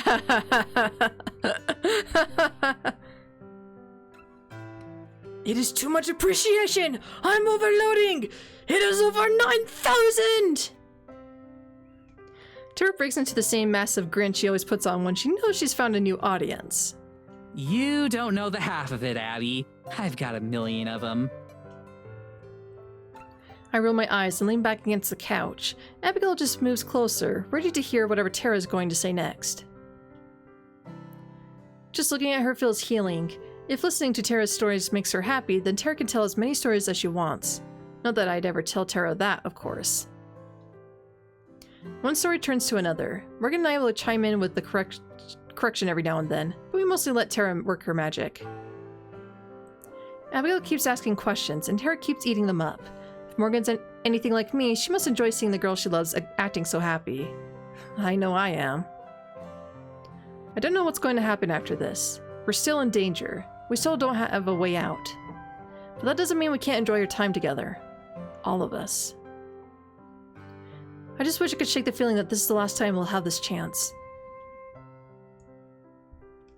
We stay like that for a while, telling stories, making jokes, and most importantly, talking about our future. Whether it happens or not, talking about it puts all of us at ease. We talk about sharing technology with Abigail, getting her and Morgan new wardrobes, where we're going to go on dates when we get back. In those moments, it all feels real, like we're remembering moments that haven't happened yet. Eventually, the sun begins to dip below the horizon. We have another huge meal, to Abigail's delight. Afterwards, Tara tells her even more stories as Morgan and I clean up after them. I'm not sure the four of us are going to stay in one apartment for long when we get back, but I think I'd really enjoy being around Tara and Morgan. And as much as I enjoy being around Abigail, of course, enough enjoyment to make me want to stick with them. In time, Abigail starts to yawn and blink wearily as Tara talks. She hasn't had a chance to sleep since she got her body back, so she's no doubt unprepared for the strength the bodies need to rest. When the sun finally sets, we say our goodbyes and head for our room. I'm already looking forward to tomorrow.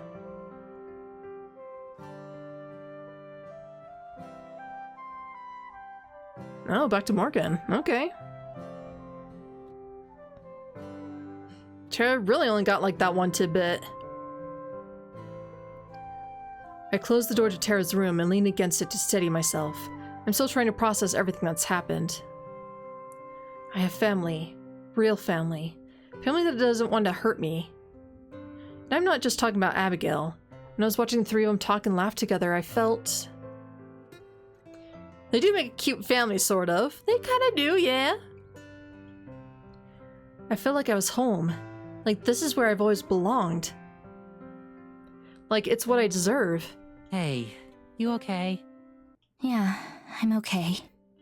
Sorry, just trying to wrap my head around all this. I getcha. There's a lot to unpack. You can take your time with it. Quick drink? I guess that means now isn't really a good time to talk, huh?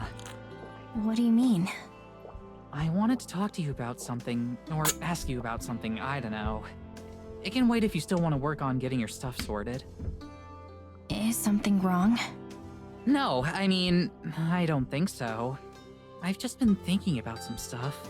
Like... Tara takes a deep breath and scoots back on the bed. She curls her legs up towards herself, taking on a surprisingly subdued posture. It's... well... You know how Abby's been calling us a couple all day? Even though we told her we're not? Yeah, she's not very good at taking hints. I'm not sure if that's it. I think she's just, like, direct. Kinda like you. Runs in the family, I guess. I know we agreed that we were going to stay friends, or whatever you'd call this, until this is all over. I get that.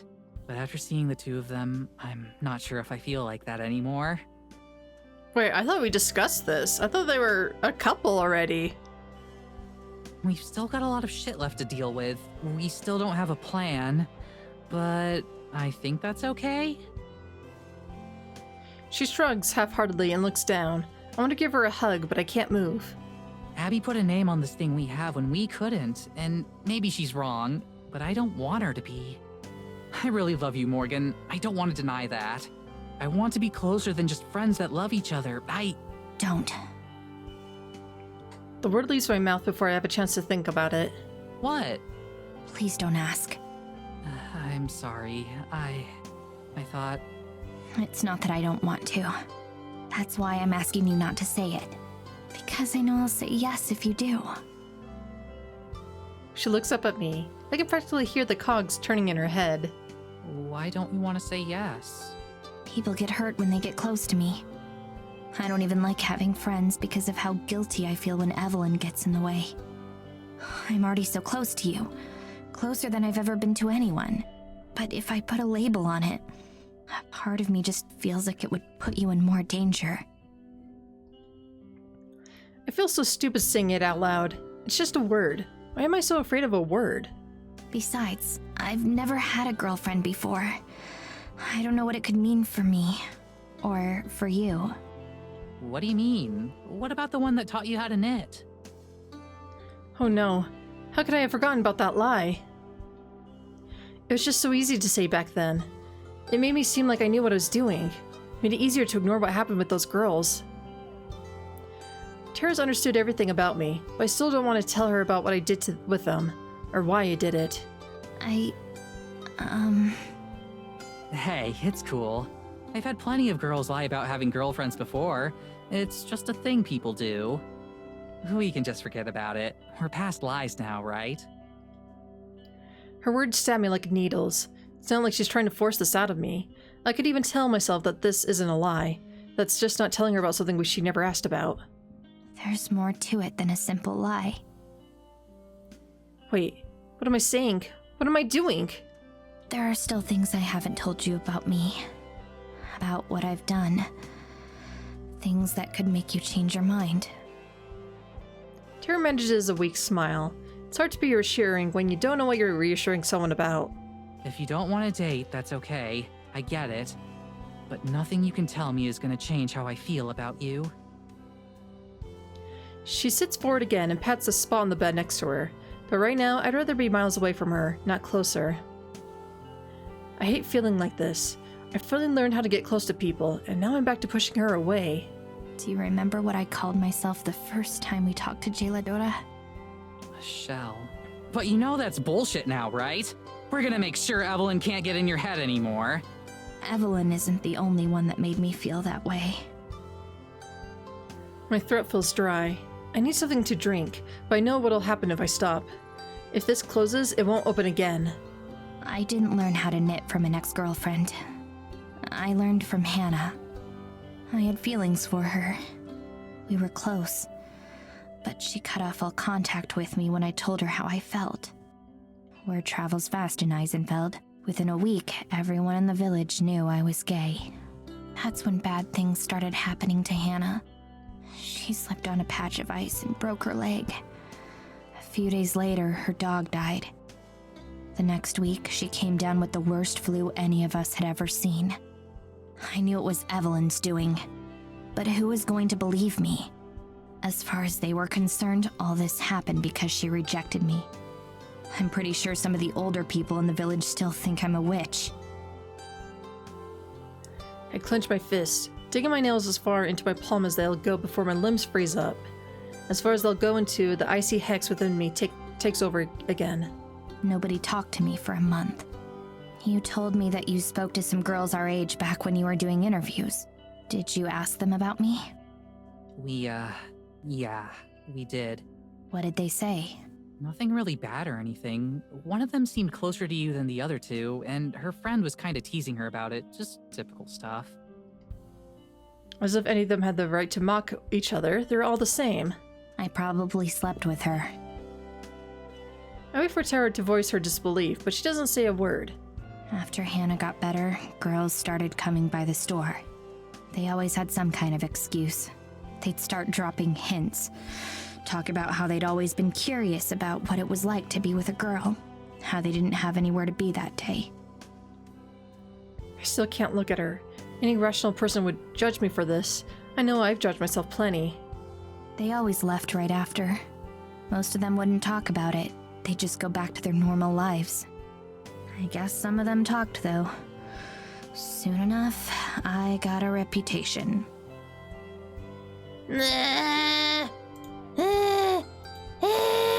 Okay. Don't everybody calm down. We are free from that menace. Isn't Morgan sort of kind of a witch, though? Yeah, I'm not too sure. There seems to be like something going on with her family lineage that makes them special, but we really haven't discovered what it is, though. I knew I was being used. I resigned myself to being a shell. So I let them use that shell. I don't know when I started moving, but before I know it, I'm standing by the bed. Evelyn never let me feel like this body belonged to me. She chose my clothes, she chose my style, she even chose what I do with my hair. It was her body, and she wanted it how she liked it. I can't keep standing. As much as I want to push away, I sit down next to Tara. Looking at her face, I can't tell what she's thinking. My mind runs through every worst case scenario as I make myself push forward. But things have been different with you. For the first time, sex started to mean something. Being open started to seem possible. Being myself started to seem possible. But all I know about myself is how easy it is for other people to use me. If I go out into the world and live for myself, I don't know what kind of person I'm going to become.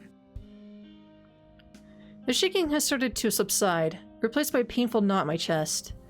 Almost there. I can make it. What if I end up becoming someone you can't love? What if my shell is the only worthwhile part of me? Without warning, Tara throws her arms around me and pulls me close. I wrap my arms around her waist without even thinking. You're not a shell, Morgan. You're the furthest thing from that. Just because someone tried to make you something other than yourself, or because people took advantage of you, that can't destroy the real you. That you has always been there.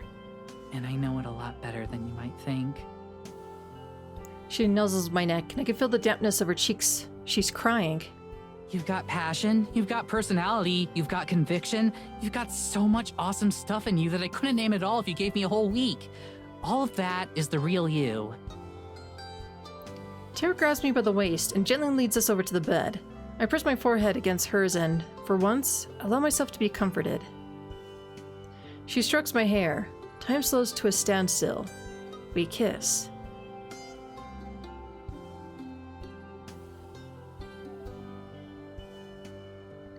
I hold Tara close in my arms. She's nestled close to me. The sun is long gone, but the moon is bright enough to illuminate her smile. I'm smiling too. I close my eyes and let myself relax. I think I might actually sleep well tonight. But as always, luck isn't on my side. Hey, What? do you hear that? I strain my ears and see if I can sense anything out of the ordinary, but apart from the usual sounds of the forest, it's silent. I can't hear anything. Maybe you dreamed it? Unless this is a dream, it's definitely real. I can hear it right now, I swear. I sit up in bed and look over at her. She's already most of the way up, head swaying as she looks for the source of whatever she's hearing. Well, what does it sound like? Kinda like, She makes a strange whooshing noise and twirls her arms around. I don't see how her arm movements are part of a sound, but I doubt I'd understand what she's talking about no matter how much she put it. She looks back at me for confirmation, but all I do is shrug. In response, she jumps out of bed and starts pulling her clothes on. I'm gonna go see what it is. You coming? Whether or not this sound is real, I'm not about to let her go off on her own. I promised I'd protect her, and that includes protecting her from mysterious noises. Right behind you. Besides, as powerful as Maddie is, there's still a chance Evelyn could be trying something. I follow her out of bed and pull on my shoes. She gives me a quick grin in response, excited to have me along for the ride again. Tara bolts out the door as I finish tying my laces. A second later, I hear her banging on the door to Maddie and Abigail's room. Mets! Are you guys making that noise? I pull on my sweater and walk into the hall in time to see Maddie slowly open the door of her room, covering herself with a blanket. Tara. It's nearly 2 in the morning. Whenever this is, can it wait till morning? Come on, not you too. I thought it was coming from your room. Abigail's voice calls out from the room, along with the rustling of sheets. What was coming from our room? Are you kidding me? She turns and storms away from the door, moving out into the kitchen. I nod apologetically at Maddie before following Tara. Babe, come on. Let's just go back to bed. I'm sure that whatever it is can wait until morning. It keeps getting louder though. What if it's something dangerous? Maybe Evelyn has her own evil forest spirit and she's riding it towards the cabin or something. There's a ping in my heart. It's cold and familiar. And the sound is that loud, but none of us can hear it. Maybe it's only meant for her to hear. To try to figure out how to get her back to bed, Maddie and Abigail join me in the hallway. So, what's she doing this time? She woke up hearing some kind of whooshing noise that I couldn't hear. I thought she'd just imagined it, but she can still hear it.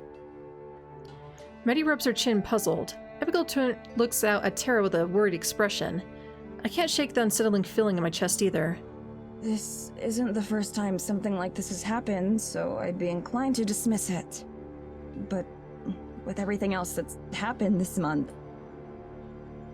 I'm surprised the three of them do not believe Tara about this. Yeah, I'm kind of surprised. It's just like, this is a little odd that only Tara can hear it, and she's still hearing it. Before she can finish her sentence, Tara turns towards the door. There! It's right outside! Abigail realizes it first. She steps towards Tara, reaching out her hand. Tara, don't! What if it's... Oh no. No. I'm an idiot. Why didn't I figure it out sooner? Tara, stay away from the door! She doesn't look back. She takes another step towards the door. I will myself to start moving again. Now you guys are actually gonna be able to see what I'm talking about.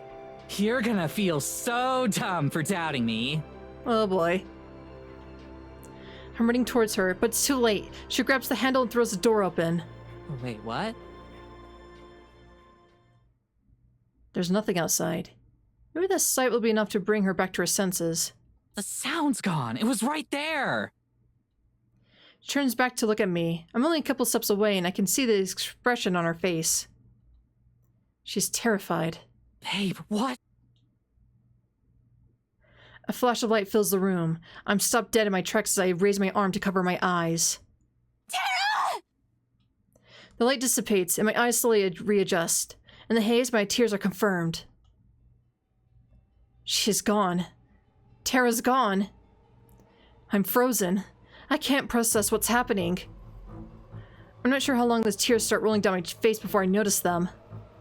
Maddie and Abigail look at me in silence. And then I start screaming. I never made a sound like this. It's an angry roar that fills the cabin. No! Morgan, It was supposed to be me! It's happening again, just like everyone before her. I love her, and now because of me, I collapse to the ground. Not her. Please. Hot tears fall from my cheeks to the floor and below. I feel a pair of arms wrap around me and a voice in my ear. Morgan, it's okay. It'll be okay. I slowly turn towards her. She and Maddie both stand close to me. I can see how worried they are, for Tara and for me. Maddie puts her hand on my shoulder. I flinch, but I don't pull away. She's still alive. I can feel it. Whatever just happened didn't kill her, but it did move her. I can't figure out where yet, but I can sense her. Somehow. You're sure? I'm sure. We can find her. I think I know where she might be. Where? If it was Evelyn who took her, she most likely brought her to the church. That's where she performed the ritual to... She trails off, but I know what she was about to say. The transfer ritual. She wants Tara's body. But why her? That's what she was raising me for. Why would she take her? I'm not sure, but I've got a feeling there's only one way to find out. I'd hoped we'd have enough time to come up with an actual plan before we had to face her. But we can't just let her have Tara. So wait, when Abigail was mentioning the ritual, it said Abigail died, but whatever Evelyn is, it took over the priest's body. Like, that's how it worked. So I think 2 people are required.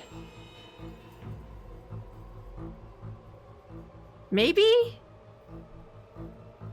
Nah, we'll figure it out. We'll figure it out. I'm already heading for the door. Maddie and Abigail follow close behind. We can figure something out on the way. Let's go. We'll think of something. We have to. This time is going to be different. I'm not going to let Evelyn win again. I'm getting Tara back, no matter the cost. And this time, I'm going to make sure Evelyn never hurts anyone again. For better or for worse. This is the end.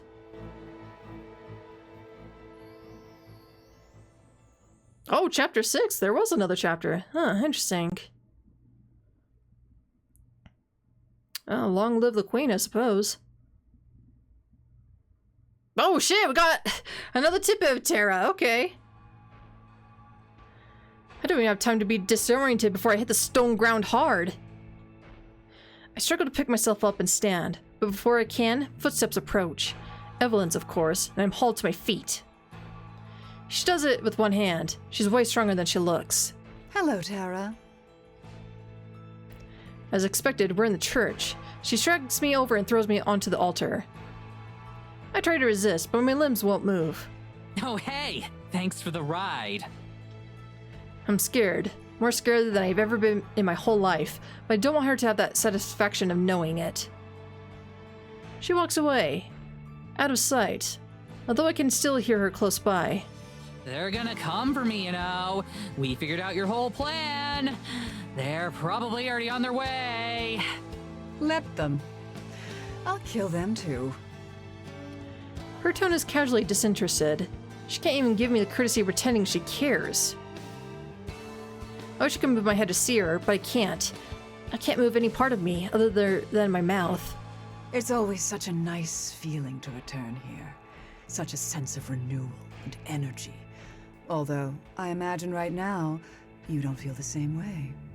I don't know. I'm digging the ambience. I'm about to die and I'm making jokes. I mean, what else am I supposed to do?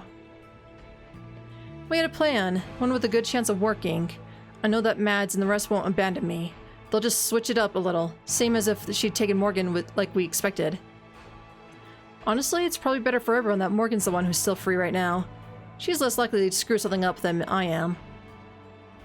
Still, it's all I can do to suppress the little voice inside me telling me to be afraid, to acknowledge that I'm going to die. Or worse. Really? You should be thanking me. For what? I must have missed it. Because by dying here, you've given poor Morgan another chance. If she runs away now, I have no more need of her. I'll let her live. Of course, if she turns up here with any delusions of grandeur, she'll die along with the rest of them. A chill runs up my spine. Because I know, beyond a shadow of a doubt, that there's no way she won't come for me, that she won't run away. Still, the way that Evelyn can talk so cruelly about her own daughter makes it hard for even me to keep up my attitude. You really don't feel anything, do you? You raised her, you lived with her, and even after all that... Finally! You get something right. I don't feel anything for her. You got something wrong, too. Evelyn halts and then stalks closer to the altar. Close enough that I can see her wildly dilated pupils, the razor-sharp points on her fangs. I didn't raise her. I cultivated her. From the minute she was born, I prepped her for this fate, to be a worthy vessel. How could I have known that a much more useful one would arrive at my doorstep? Just days away from my ascension. What makes Terra more useful, though? Like, physically, or what? Now she takes a step back, letting the moonlight fall across her. She arches her back like a cat, enjoying it. She raises an arm, and I'm lifted into the air like a circus performer, suspending from nothing. My arms are snapped to my sides, struggling as hard as I can, but I still can't move at all. I can't even flail around. Maybe she has, like, certain properties? Maybe. Still, her words pique my curiosity, and I'm dying to know what she meant. Since I might be dying anyway, I may as well ask. More useful how? She grins. Because this night is very, very special. For years, centuries even, I've whiled away my time here in Eisenfeld. It's amused me to no end. But I've grown bored of it. I desire to see more of the world. And while any human body would do, I suppose, there's merit in one such as yourself. One with influence and fame. Oh my god! Terra Normal is actually, like, a bigger plot! Holy shit!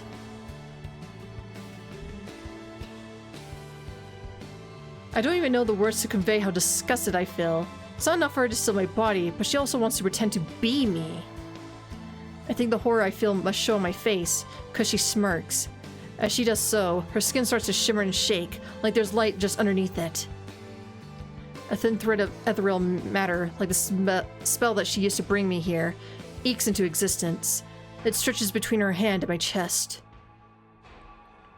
The second it comes into contact with me, I feel like all of the strength is sapped out of me, like I'm being sedated. I hope I'm only passing out and not dying. I'm not sure if the two feel different. It would suck extra hard if I was dying, though, because then my last sight would be Evelyn, sneering cruelly. Just before it all goes black, she manages to get in one final taunt. What an ironic fate for you, don't you think? You came out here seeking magic, and now you've found it.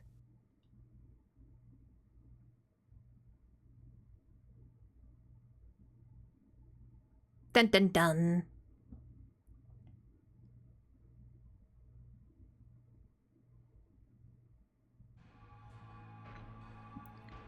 We're up and ready to go nearly the instant that Terra disappears. It's a shock, of course, but not one that messes up all of our plans. I walk to the front door, which is still open and banging in the wind. I'm going to fucking kill her if she hurts Terra. Terra will be fine. She's tough. Besides, we've got a plan, right? After a long moment, I nod. Right. Maddie turns back to face Abigail, who's half hidden by the bedroom door. Are you sure you want to go, sweetheart? You can stay here. Of course not. There's no way you're doing this alone. I'm just a little nervous, that's all. Me too. I'm a lot nervous, actually. We'll be fine, though. She keeps saying that, it'll be true, right? I wish I could believe it. I wonder if Maddie even does. I scoop up Gelidora and wait outside. We need to leave now, but I force myself not to rush them along. A minute later, they follow me outside.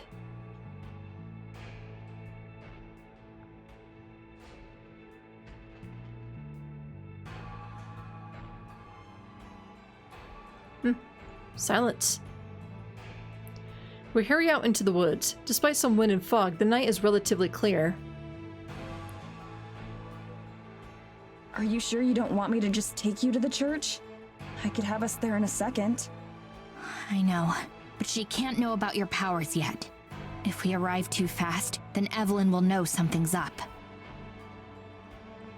It would be nice to take the easy way like that, but we can't do anything rashly. None of it might hurt Terra in the long run. Right. We have to wait until her soul is out of its body. That's when we'll send the signal. Do you know how long that'll last? Like, how long it'll be exposed? I have no idea. I hope it won't be instant. You hope? I nod. I wish that I knew more. I really do. But it's magic, and magic is rarely predictable. That's the only thing I can say with confidence about it. I'm not sure what more I should say. This is where we'll have to part. Even though I'm making the rest of my journey on foot, Maddie and Abigail will need to use magic to get to the fairy clearing. Before we do, though, there's one last thing I need to say. Maddie? I know there isn't really time, but I need to say this, since I might not get another chance to. Gelidora nuzzles my chin, reassuring me. I'm sorry. That doesn't even come close to describing it, but it's all that I can say. For bringing you out here, getting you involved in all of this. I never imagined any of it would turn out this way. So if you still hate me, I understand. I just wanted you to know. It feels good to have the words out there. I've spent so much time apologizing these past few weeks, but it's still a bit of a relief every time. Morgan. Well, first of all, I accept your apology. But I promise, I never hated you. It was my fault for acting like such a bitch when we first got here. And as for everything else, well, some of it might have been Terra's fault, but a lot of it was my fault too. So, let's get this over with. We'll save Terra, take care of Evelyn, and then we'll all go home. Simple, right? I just nod again. I'm not sure I can talk right now. Not without crying, and I hate crying. I wish it were that simple. I hope it will be that simple. But it really is. I swallow a lump in my throat. I have to say something. Ooh, hold on.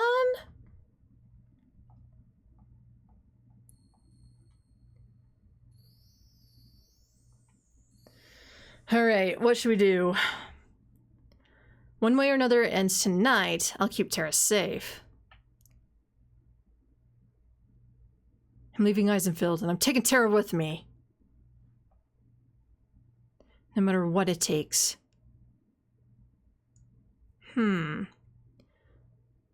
The expression... I would have thought opposite with the way the text is, but the expressions are throwing me like this.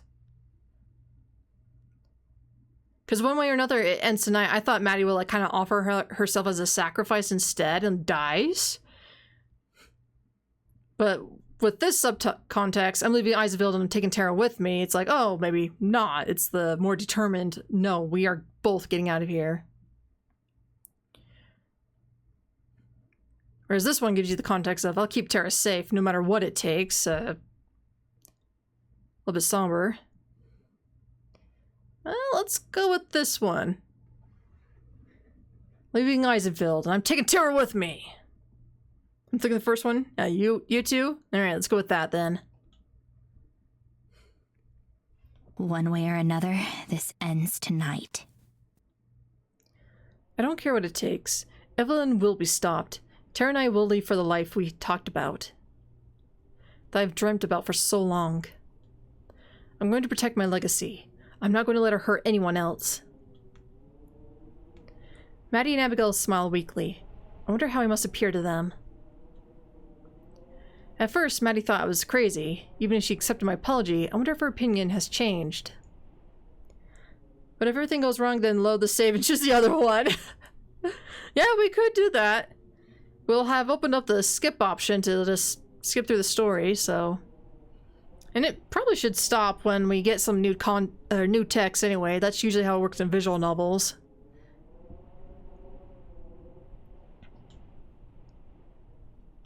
Please move. Thank you. It doesn't matter what she thinks, though. All that matters is getting out of here alive. I'll see you too soon. I don't waste any more time talking. I set off for the church.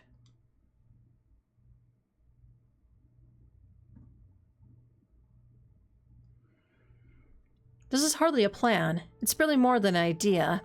It relies far too much on luck and everything going our way. But it's all we have. The furious winds tell me that I'm in the right place, as if there were any doubt.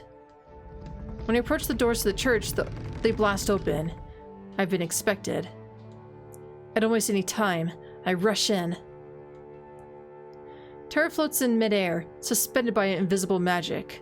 She lies prone, but with her arms and legs apparently locked in place. She looks dead. A colorful cloud floats above her, the long tail spiraling back towards her body. I don't even need to be told. I know that it's her soul. It's thrashing about as much as a cloud can, but seemingly locked out. Below, Evelyn stands, hunched in with her back to me. A trail of malevolent white magic tethers her to Terra. Moonlight pours through the window behind them, piercing Terra and illuminating Evelyn. When she hears me enter, she stands up straight, her back crackling obscenely. She's disgusting. Morgan. You came. Her voice isn't the voice I know. It's raspy and inhuman. It echoes around the church, louder than it should be, dragging itself from corner to corner. I knew you would. You always do. Her body spasms and twitches as if electrified. Still, her voice remains steady and flat. Of course I came. You're not taking Terra. You're not taking anyone else ever again. She laughs, but it sounds like a choke. There's no humor in it. It's inhuman. Do you know how many times I've heard that before? Countless. And yet, here we are. Predictable. You humans always are. Curiously so. You have all this freedom, but you don't know how to use it. Pity, pity, pity. Pity. Soon I'll have taken the body of your friend, and you will be dead. And I will be far, far gone. You see, I've grown tired of playing pretend out here in the woods. I've decided it's time for something new. Kentara is going to give that to me. You'll still be a pretender. Evelyn seems to notice Gelidura for the first time, and she licks her bloody lips. You. So, you're here too. Fitting. Evelyn's gaze narrows, then her eyes widen once again. She points imperiously at Gelidura and I, and the stone walls of the church rumble in response. I can tell. You're still no queen. No more than that brat who stands beside you. You're still powerless. Tell me. Who's the pretender now? Oh, goddamn. Hitting puberty, I see. A brick detaches itself from the ceiling, plummeting down straight towards us. I dart out of the way, barely managing to avoid it. Gelidura yowls as I squeeze her harder than intended. You're just as pitiful as she is. What did you think you could do? How did you think you had any chance? Or is it just human nature to try? Even if you're doomed to fail. The moon is at its peak, or close to it. If she waits much longer, she won't be able to complete the ritual, and she'll have done our job for us. Maybe she knows this, because she turns away from us once again. I have to stop her. Push my legs forward, but some invisible force pushes me back. Like moving through quicksand, I could barely inch forward. Something's protecting her. Inch by inch, I have to keep moving. A pulsing ball of magic starts to form in front of Evelyn, and she focuses intently on it. The light from the moon falls directly on her. Her skin reacts to it, bubbling and boiling like hot wax. It must be agonizing, but she doesn't react. Maybe she's beyond pain. Gelidura leaps out of my arms, making her own way beside me.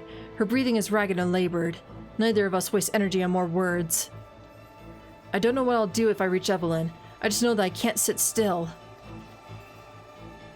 The coalescing ball of magical energy continues to grow and grow, taking on a sinister dark hue, the color of a moonless night, the color of an empty void.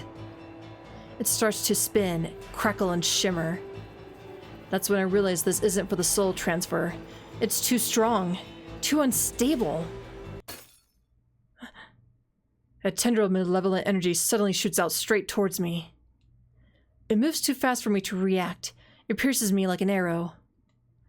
Godless, fiery burns through my veins. My whole body stiffens, refusing to move. I can't even cry out. Each individual atom of my body feels like it's being tortured, like a burning needle is being driven through them. I want to scream. I want some sort of release, but I'm not even granted that mercy. Behind the pain, there's a rising, mounting horror. I'm going to die here after all, aren't I? My vision starts to go black. I welcome oblivion. At least then, I won't have to hurt anymore. I try to move my eyes to fixate on Terra. If I'm going to die, I at least want my last sight to be of her, even like this. I can't even manage that. All I can see is Evelyn. She says something, her lips moving, but I'm deaf to it all. All I can hear is a deep, resonating, ringing sound in my ears, like some perverse bell toll. Then Evelyn's eyes go wide, wider than before. There behind her shimmers and shakes, just like her magic spell. Empty space tears itself open, and she's sucked backwards like a rag doll. In an instant, the magic and the pain is gone, leaving behind no trace.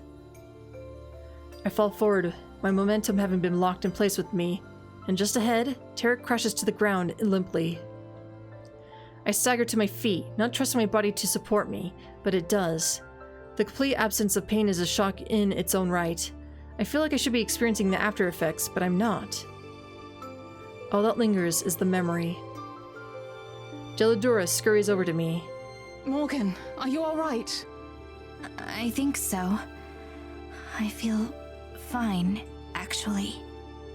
What happened to Evelyn? She looks at the back of her paw for a second, then stops. I'm afraid that I panicked and I sent the signal to Madison. I tried to help you, but I couldn't. My own power is still weak, not nearly enough to match Evelyn's. There's no changing it now. None of it matters if Maddie isn't able to stop Evelyn. It was going to be unlikely to begin with. It looks like we're in a hard fight. Gilladora must know as much too. She pads back and forth, her tail twitching in agitated fervor. I stroke her fur. Still, thank you. Can you help me check on Terra? Of course. We rush over to where Terra lies prone on the cold floor. Her soul is nowhere to be seen, which I hope means it returned to her body. I cradle her tenderly as I can, checking for a sign of a pulse or breath. I gently prop her against my chest, stroking her hair. Please be okay. Please. 2 tears dripped down my face, landing on hers. I didn't realize I was crying. Gilladora lingers beside us, nuzzling her face against Terra's cheek. She's alive. I can feel that much. Is she okay, though? I don't think she should experience any lasting effects from the magic. It's the fall to the ground that worries me more. That's true. She fell from pretty high up, onto a stone-cold floor. I wipe away the tears that fell on her, steeling myself to prevent any more. I trace my finger across the curve of her jaw, down to her lips. They press together, just a bit, to kiss my finger. Terra! Terra, can you hear me? I'm afraid to let hope spring into my heart again. Her lips move, just barely. I can't hear you. There's a soft, blessedly warm gust of air against my face as she sighs and forces her eyes open. I said, I'm dumb as bricks, babe. It'll take more than head trauma to hurt me. I'm dumb as bricks, babe. Who cares about head trauma, man? Fuck that shit. I pull her up and into a hug, and she pats my back. You're okay? You're sure? Yeah, I'm sure. At least she has her sense of humor still. Yup. She's just not Terra without that sense of humor, man. I wipe my eyes as we part to face each other once again. I was so scared. I wasn't. I knew you'd save me. I don't deserve someone like her. Is there any way we can get to Mads? She might need our help. We both turn to face Gilladora. I can take us there, but I don't know how much use I'll be once we arrive. Terra moves to question, but I place a hand lightly on her arm. Gilladora is barely holding on as is, and her guilt at her inability to do more is palpable. It's all up to Maddie. Let's go. There isn't much time. I help Terra to her feet, and she immediately winks, hissing in pain. Are you okay? I'm fine. Guess I just hurt my ankle in the fall. She's able to stand on her own, giving me a shaky smile. I don't like it, but there's nothing I can do right now. At least it's only her foot and not her head or back. With a graceful jump, Gilladora hops onto my arms once again. I sit next to Terra, who leans against me for support. With one hand, I support the cat. With my other, I take Terra's other hand in my own. Then I nod. We're ready.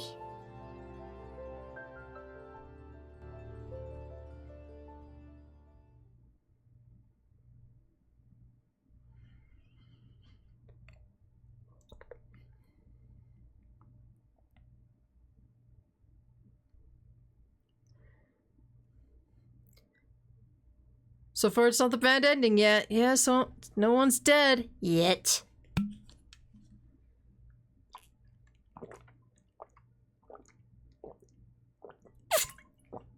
Running out of water here. Goddamn. My heart pounds as Abigail and I arrive in the Fairy Grove. This place has been the setting of most of my favorite memories here in the forest. I could have never guessed that it would be where everything ends. I can feel the fairies, my subjects, watching from close by. They don't show themselves, but their presence are like tiny little pressure points on my consciousness. They're just as tense as I am. Closing my eyes, I reach out to the forest, asking for its aid. It's still hurt, badly. It laments the terrible pain that it's suffered.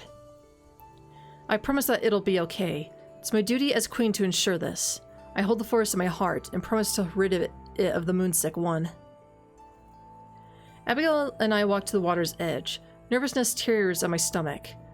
Geladora's signal could have come at any time. I have to be ready. High above, the moon offers its light to us. The whole lake is dyed in its silver glow, shimmering and refracting and amplifying. Moonlight caresses my face like a lover, warm and invigorating. I indulge in it, letting it sink in through my skin, my roots, my forest. Every little second could be crucial. How do you feel? She holds my hand loosely in hers. Nervous. In a way I've never felt before. Nothing else in my life has ever been this important. There's never been life or death consequences like this. What if I screw up? I expect to see her fear reflected in Abigail's face as well, but when I turn towards her, she looks serene and unbothered. I have complete faith in you, Madison. The fairies said that not just anyone could be queen, but that you could. They saw something in you too. We're all putting our trust in you. The whole forest is, and our friends too. We wouldn't do that if we didn't believe in you. I wish I could use a magic spell to boost my confidence. For all the power that I hold right now, it sure feels insignificant. So far, everything has come naturally. Moving through the woods or interacting with the denizens is easy, but to use my magic against another being? That's something else entirely. But I can't let that kind of attitude overwhelm me. I can't be defeated before it even starts. Abigail's right. Everyone is counting on me. I can't let them down. Thank you. For what?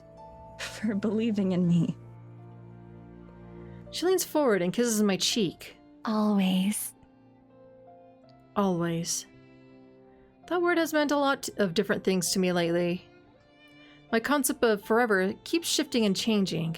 Even now, I'm not entirely sure what it means. I suppose that, after tonight, I will. You know, when we were here before, there were times that I wished it could last forever. Where it was peaceful, and just the two of us. But now, more than anything, I'm ready to go home. I'm ready for us to make new memories. Together. Nothing would make me happier. When you came into my life, I thought that it would be fleeting, like a nice stream that I might someday look back upon and smile. I didn't dare imagine nor hope for anything more. But now, well, perhaps you've made an optimist out of me after all. I kiss her forehead, and then her nose, and then her lips. I love you. More than anything. I love you too. More than anything. Together, we face forward. And that's when I felt it. A cold flash of foreign fear.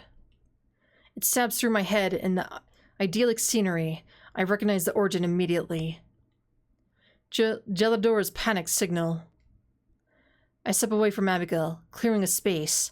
I force myself to breathe evenly as I reach within myself, mentally searching for the magic. I call upon the power within me. Unlike before, when it blossomed and flourished at my request, now it lies dormant and afraid. I understand. I'm afraid too, but there's no time to be afraid. Using my authority as Fairy Queen, I coax the magic forth. The church's presence aches like an infection. I promise the force that I'll help heal it. The magic ripples through the woods. It sets upon the church, fighting Evelyn easily. I can't see her in my mind's eye, but I can feel her. Feel her hatred and scorn and fear. So I'm not the only one who's afraid then. That's more reassuring than anything else. If she detects the magic that's coming for her, then I can't tell.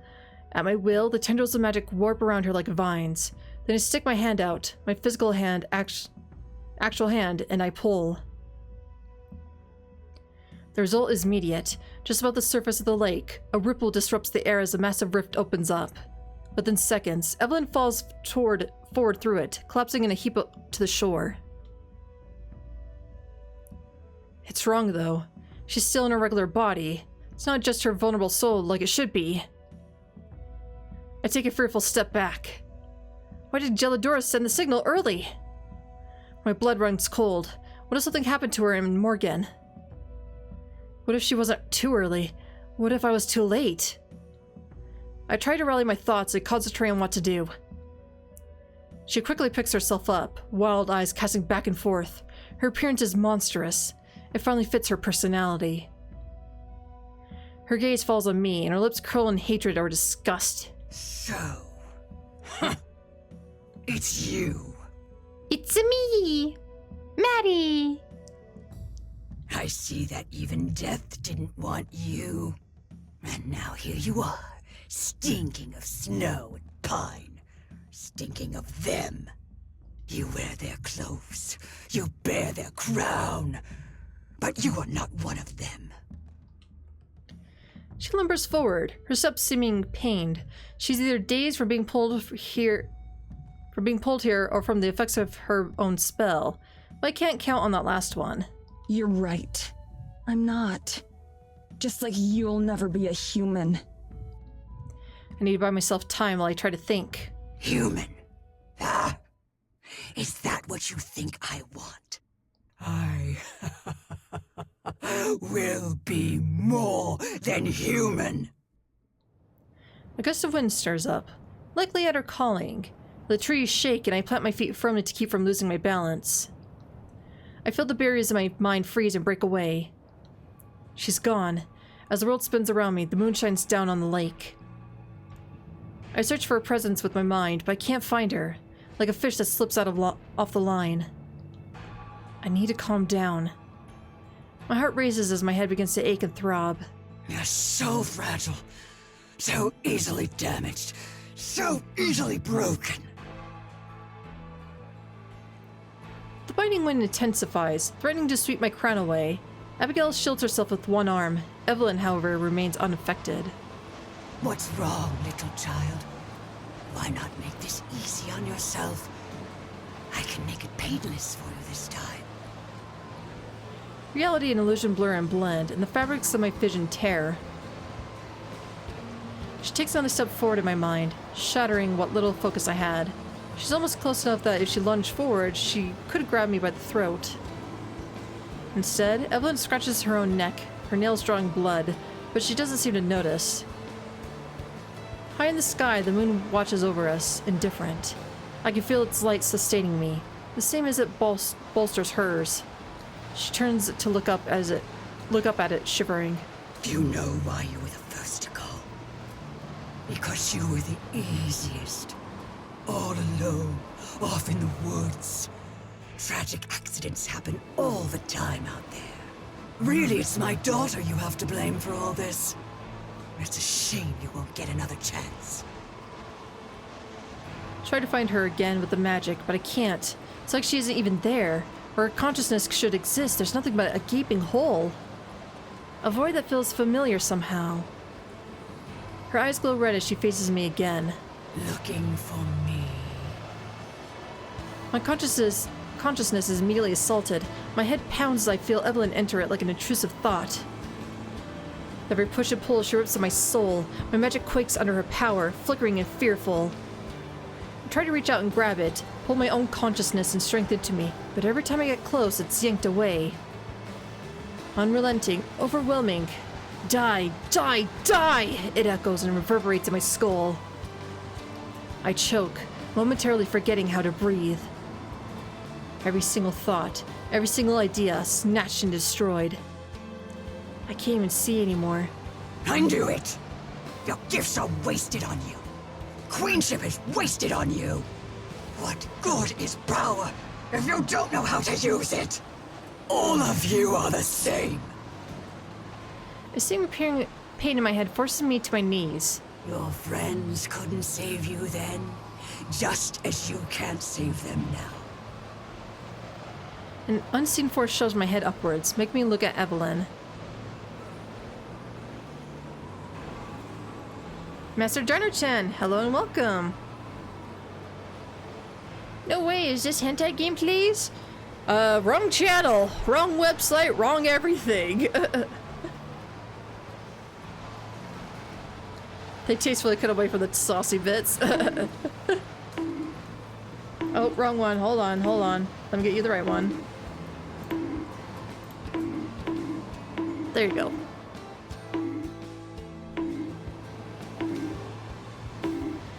A peculiar ringing blocks out all other sound except for her words. I'm deaf to the wind, to the forest, to Abigail. See what you've done. And despair. She gestures imperiously towards the empty space between us, just like the portal I used to bring her here. Another hole in space runs itself open.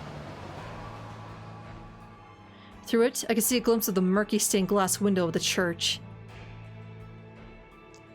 I found you from wrong channel though, but my understanding, we don't talk about that, please.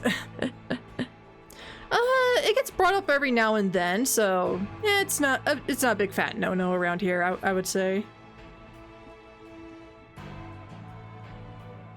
You're not the only one, don't worry. Yeah, you are definitely among friends, I assure you, so no worries on that front.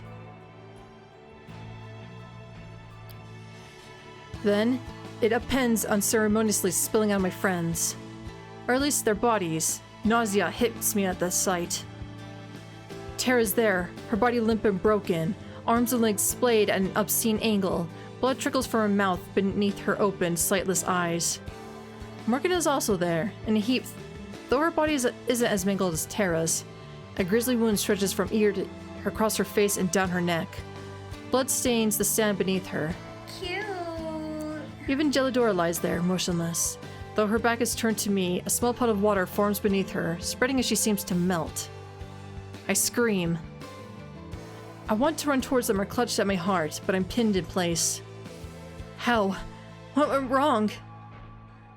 Was this why the signal came too early? I shouldn't have let them alone. I should have gone with them. This is my fault, isn't it? Your voice is funky. First time on your stream, but I like it. Please. I think that's the first time somebody said my voice was funky, but don't worry, we can all get down with the funk yourself. I'm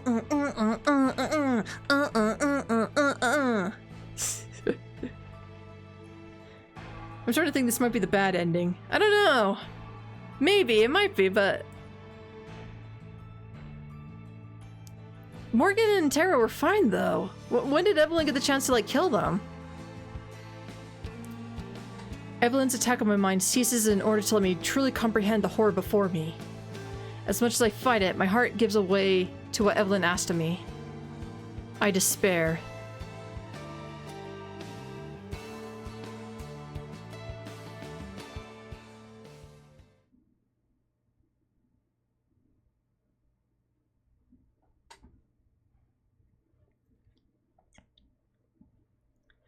Our feet touch solid ground, and Terra immediately loses her balance.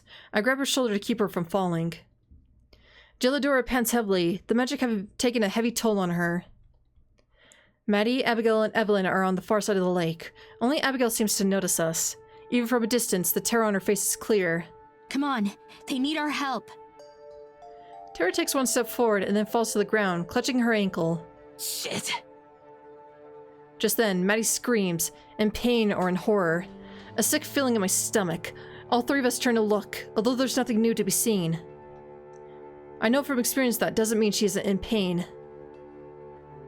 Abigail is tugging on her arm, but Maddie doesn't react at all. She must be beyond even feeling it. And just behind Evelyn, a familiar-looking ball of sinister light is forming, sparkling in the moonlight. Its tendrils jolt and jag with a familiar hunger. Maddie doesn't even know. Evelyn turns back and looks at us, a sadistic grin on her face. The tendrils of magic shift, and a feeling of impending doom fills my lungs. I look back at Terra, who scowls at her foot as she tries to move. There's no way she'll be able to. I don't have long to act. If I run for Evelyn, she might hurt Terra before I can get there. If I don't, there's no telling if Maddie will be able to stop her. Of course, it might already be too late to help her anyway. Terra's gritting her teeth through the pain. If I leave her on her own, she'll be helpless. I can't let that happen. What is the game about, by the way? Unfortunately, you're at the tail end of this. We're trying to finish this game up, but, The main story and what's about is, two girls named Maddie and Tara. They have a YouTube channel doing paranormal investigation stuff. And they were brought here by Maddie, the character right here, to investigate some hauntings around here. And of course the story gets more elaborate and a lot deeper, and find out that there's some truth in the hauntings that have existed around here. But it's it's been a pretty good story. It's been really interesting.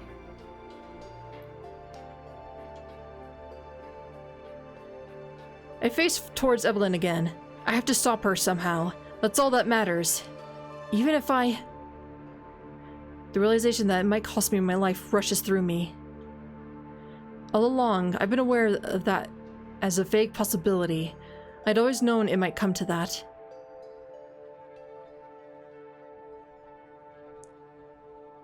The future with Tara I've been pushing at the forefront of my mind. The pain I've been pushing aside to move forward.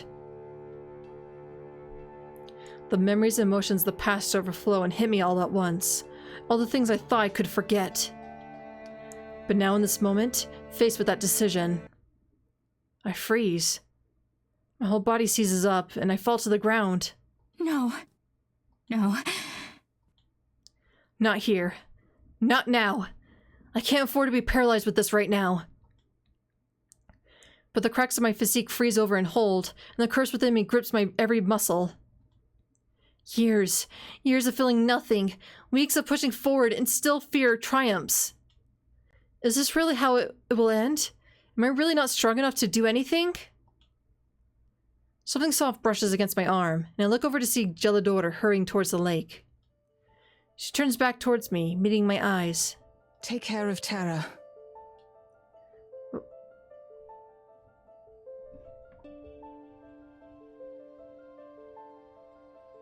Take care of Tara. Morgan, you forgot your line, woman! What do you mean? What? Goodbye, Morgan. And thank you. Why doesn't Morgan have a voice? They might have skipped a line. But I guess it passed through from being checked, though. With that, she just dashes off into the lake, quickly disappearing. I don't even get the chance to yell her name. I'm able to stand, knowing now that whatever happens is out of my hands.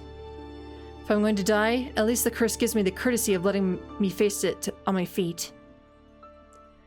Just then, Evelyn's ball of magic crackles noisily, and I fling myself in front of Tara, shielding her with my outstretched arms. She cries out in fear, and I brace myself for the end. But it never comes. A warmth spreads throughout the clearing instead. A bright light blinds me, and I hear Evelyn, vocalizing something between a gasp and a snarl. I turn, just in time to see a silhouette of a beautiful woman leap from the lake. Though I can't see her face, I just know that it's Gelidor, the real fairy queen. For a brief moment, she hangs there, suspended and framed by moonlight.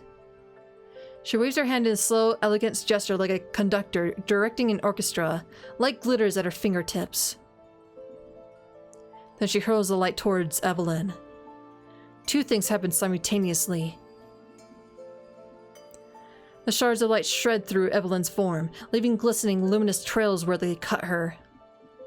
She remains on the shore, frozen in a position of pain, as her whole body shakes and shudders like a glitched image on a TV screen. Then she starts to melt, starting from her feet and working quickly up her body. She collapses inward on herself, leaving behind nothing but a thick, black goo that stains the sand. At the same time, Gelidor limply crashes back to the water, her life force spent. Her fragile form dissipates into starlight that's shattered across the rippling surface, her brief return as queen already over. Everything is quiet. Is it over? Is she gone? I think so. Melting away into a sludge is a fitting and hopefully permanent end. Tara and I separate and she leans on me for support. And then, we start to hear a buzzing sound. It comes from all around us, spreading through the trees. Fairies burst forth from their hiding spot, swooping over our heads and across the lake. They don't pay any attention to Terra and I, nor to Deladora's sacrifice. Instead, they flock straight to Maddie and Abigail, forming a thick cloud over their heads. I'm sorry, Deladora. I pushed thoughts about her in the back for now. I helped Terra over to where her friends are, as quickly as we can manage. Maddie looks distraught while Abigail tries in vain to comfort her. As we get closer, I'm able to hear just what it is the fairies are saying. Our queen! Our queen! They chant the phrase over and over. I feel nauseous as I realize the consequences of what's happened. Without Geladora, there's no fairy queen to take Maddie's place. By her own agreement, she has to stay here. Forever. It wasn't supposed to be like this. Just Terra and me, without Maddie and Abigail. And it's my fault. Something changed about the fairies' magic the instant Geladora and Evelyn died. Maddie and Abigail both faded away from sight. We didn't even get to say goodbye. It's not like they're actually dead, you know? So we don't really have to worry about them. Terra's been saying stuff like this since we got on the train. Since before then, in fact. Her wording makes it sound like she's trying to reassure me, but I know it's more for her own sake. Not that I mind. I'm willing to indulge anything that makes it easier for her. That's true. And with Maddie's magic, I'm sure they'll never be bored or lonely. Yeah, for sure. Plus, I'm sure Mads can, tell her all about film theory, recite the script to her favorite movies a bazillion times. Stuff like that. That nerd. She's in tears before the sentence ends, and I pull her into a tight, guilty hug. The rumbling of the train makes it uncomfortable, its motion slamming her against my chin repeatedly, but I don't mind. As far as I'm concerned, I exist right now just to make things better for her. As much as I can. No matter how inadequate. We haven't talked about what we'll do when we get back. The prospect of a future together is equal parts bright and ominous. I know we'll get through it, together. But I also know how hard it will be. Still, we've been through worse. Much worse. Everything I own is here in this train car. The belongings that I wanted to take with me fit in a suitcase. I didn't say goodbye to anyone. I'm sure the village will be lost for a while without Evelyn, as they recover from her influence. But just like the rest of us, they'll be better off in the long run. We left most of Maddie's things behind, just in case she comes back for them, Terra explained. We also left 2 train tickets on the table in the cabin. Terra had printed 4 before we had even reunited with them. Just in case. For so many years, I dreamed of a train ride like this. A one-way trip out of Eisenfeld and towards a new life. There are still hours to go before we get to the city, and then hours of waiting for our flight, and then hours to be spent in the sky. I wish I could sleep through them all. Neither Terra nor I got any rest last night, even though we tried. We just spent the whole time tossing and turning. In my mind's eye, I kept replaying those final moments, as I hesitated, and as Geladora sacrificed herself. It was only due to the rippling moonlight that she was able to stop Evelyn, to save Terra and I. If I had done something differently, then I'm sure it wouldn't have ended that way. Maddie and Abigail could be here on the train with us, Geladora back with the fairies. Except this is real life. My choices brought us to this point, and now we have to live with them. All I can do now is make the best of what we have left. Even if it takes years, I know that we can heal. Together. I'm looking forward to that day. I'll become the kind of person that Terra deserves. Well, so it is interesting. All choices are from Morgan. Which is weird because I spent majority of the game as Maddie. So you think she would be the one with the choices.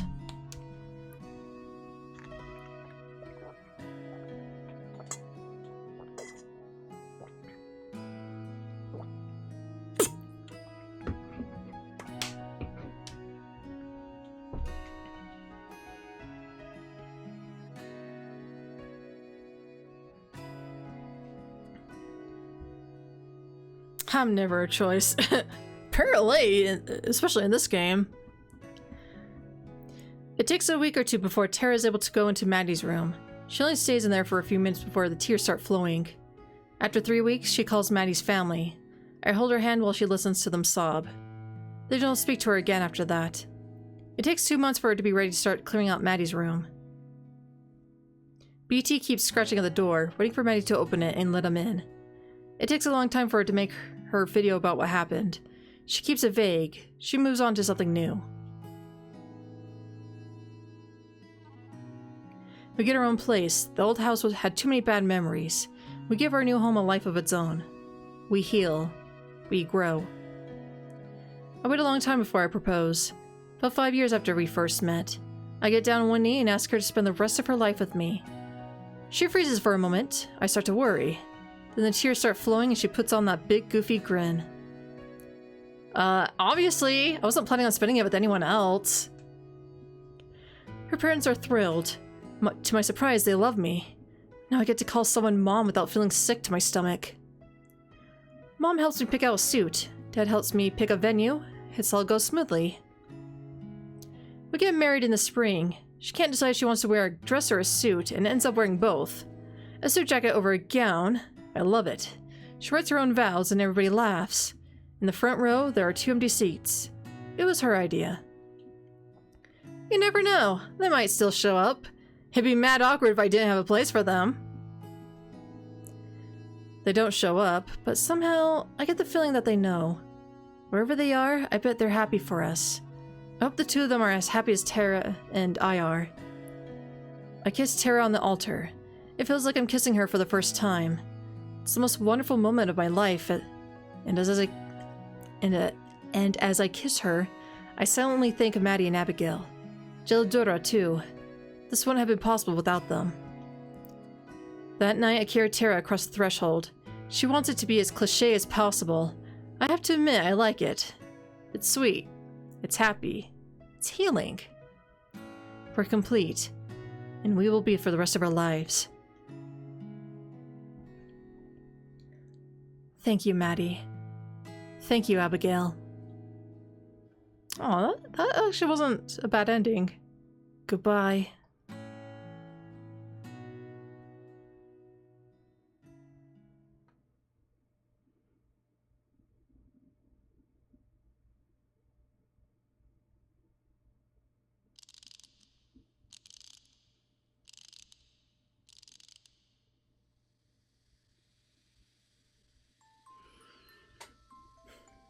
It's sad though.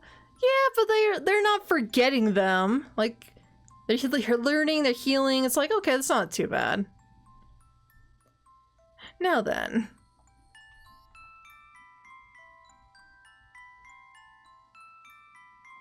Did it do it? Gosh, this loading screen is just ugh. Okay, so I chose this one. I'll keep Terra safe. So is it literally like the way I was thinking of originally? One way or another, this ends tonight.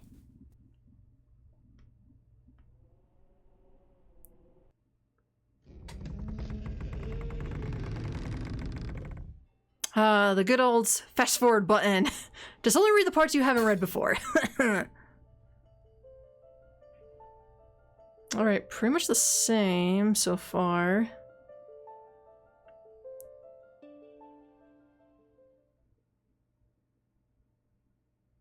Except it's having a hard time transferring.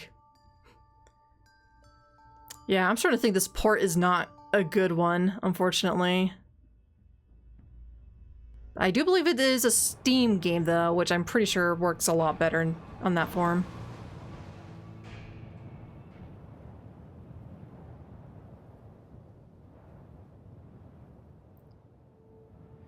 Wait, did you say the same thing? No, I chose the second one. It should have been the second one.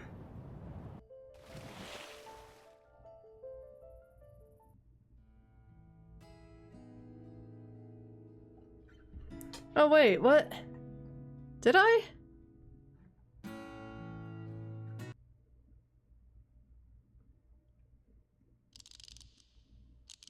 Because Morgan did say one way or another it ends tonight, like the first option. Oh, I thought I switched on to the second one. Okay. Let's try that.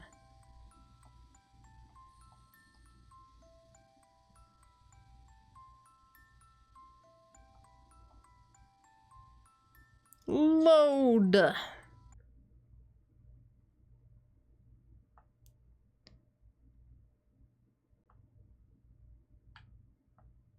Okay.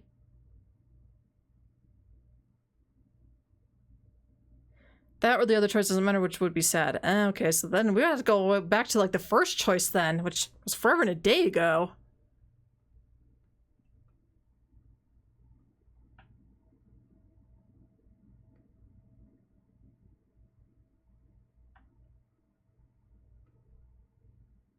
Okay.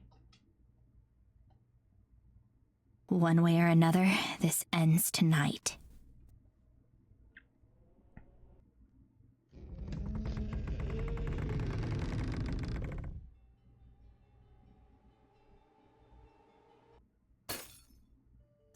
They might be the same. Uh-oh.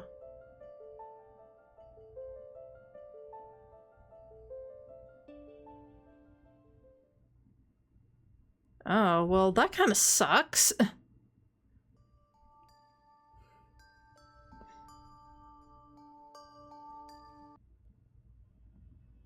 Or maybe it's a persistent choice? This game is probably made in Ren'Py. Ren'Py? Oh yeah, that is a program for visual novels, huh?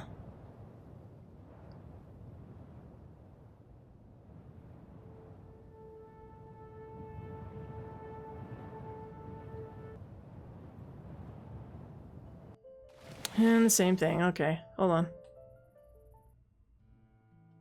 Stop. Ah. Trying to load up. Except this is real life. My choices brought us to this point. Can I fast forward? Thank you. Huh. I know there's an ending where all four of them can leave. I'm aware of that ending.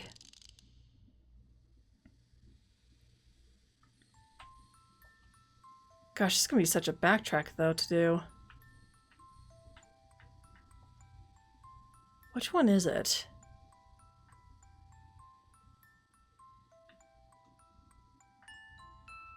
It's like one of these. Maybe this one? Let's try this one. Save 5.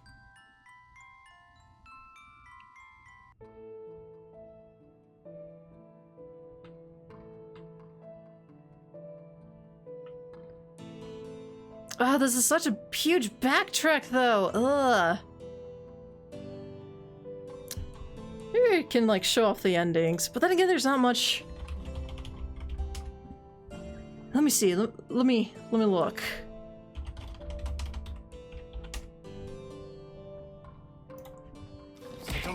Nope. Fuck. Shush. Goddamn.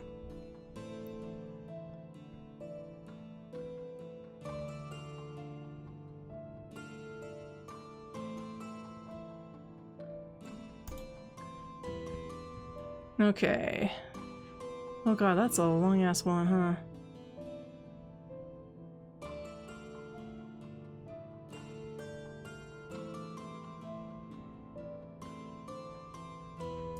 Gosh, this is such a backtrack. Ugh, that's annoying. Alright, let's see. There's probably nothing I could say that could make up for it. I should send... So we're letting Terra cry here. Take your time. Getting it out will help. This is all such bullshit. Why would she take meds? She wasn't causing any trouble. I could have helped her. I could have talked this out with her, but I didn't. And because of that, I... Squeeze her tighter so let's do blah blah. Let's kind of try to skip this.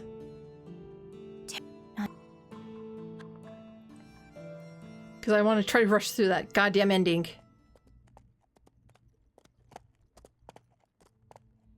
And we got a lot of backtracking for clear back on chapter 3. Oh, what a shame. What a weird choice, too. Like, very odd placement of a choice and all that.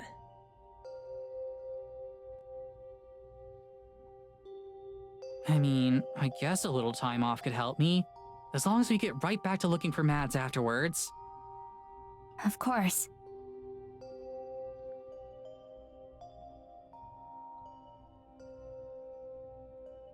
Abigail, Okay, there we go. A little slight dialogue difference right there. It makes sense to have early choices matter for the ending.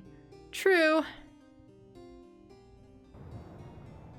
But I usually like it when there's like choices throughout the game, instead of just like one choice in the middle and then one choice near the end. So it's kind of like meh. But that's just how I personally like my choice visual novels. So knowing there's one good ending, you have to go all the way back. Yeah, kinda. I also don't understand how the choice would make much of a difference either. Like, how does letting Tara scream out her feelings versus, you know, encouraging her to keep finding Maddie, like, what's the difference? Like, how does that really dictate the difference? That's what's confusing me on that front. Well, while we go through the story again, let's go through my final thoughts of the game. Well, as I've been saying literally for weeks on end about all this. Oh, quietly, slowly. One thought begins to take form. Oh, there's a second choice here.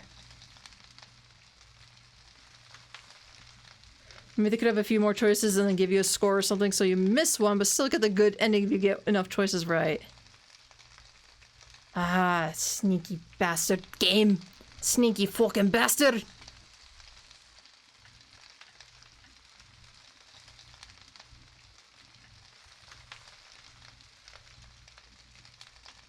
Yeah, save it chapter 1. Nothing's going on in chapter 1.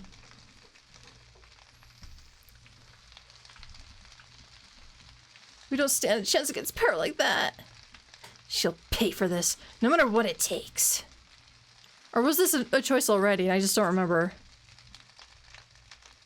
I don't remember this choice. She tried to break me for years, over and over again. I never let her. I'm not going to let her do it now. I don't care how powerful she is. I don't care what she did to Maddie. She's going to pay, and Tara and I are going to make sure of it. We'll destroy her, once and for all. Ah, yeah, reread that dialogue, okay. Maybe you only get the choice to choose the other one earlier. Yeah, that's what I'm thinking too.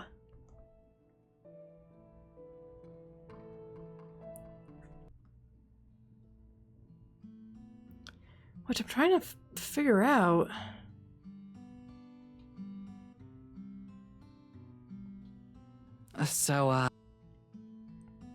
Not that it's anything against you, of course. I love you a lot. I don't doubt that for a second. But I don't know if I can put a name on that love right now. Not with everything else we're dealing with. And here I always thought fighting an ancient evil monster would be the perfect setting for asking someone out. Ugh. She doesn't sound mad. That's a good sign. Maybe, if everything turns out okay, we could give it a shot. Putting a name on it, I mean. Oh, so they're talking about relationship here instead of, like, the end game. Okay. She cranes her neck towards me and kisses my cheek. Saving it for after we kick some ass, huh? I can dig it. So, what does that make us? For right now, I mean. Can we just be people who love each other? Stay friends the way we are right now, but in love. Yeah, I think I can do that. I do have one question, though. Shoot. Can we kiss more often now?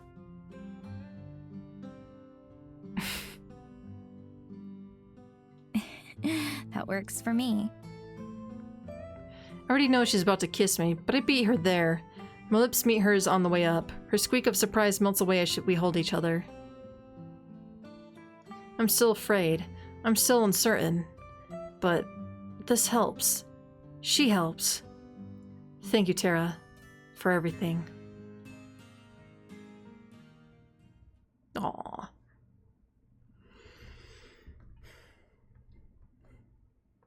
Alright. Maybe we can get through my little speech, please. Thank you. So as I was saying, and I've always been saying this for quite a while now, the story is actually really fucking good. Like, holy crap. I don't think I've been invested in a visual novel like this in a very long time. Like, this just kept me so engaged and just so curious. Like, I just had to know what the fuck was going on. And I think this story was just good. I thought the characters were just great. It didn't feel like it was too much. Everything just felt just the perfect balance of everything. It just had this big mystery, and it just made me want to keep finding out what's going on. Like, it was really good. I really enjoyed this. The artwork, it looks pretty damn good if you ask me. Well, their sprites right here, I should say, look the best. But when you see at their full illustration frames, you could start seeing some of the quality a little bit lower. So it kind of makes me wonder if they did two different artists, but I can't really tell. Because the sprites like this are very specific.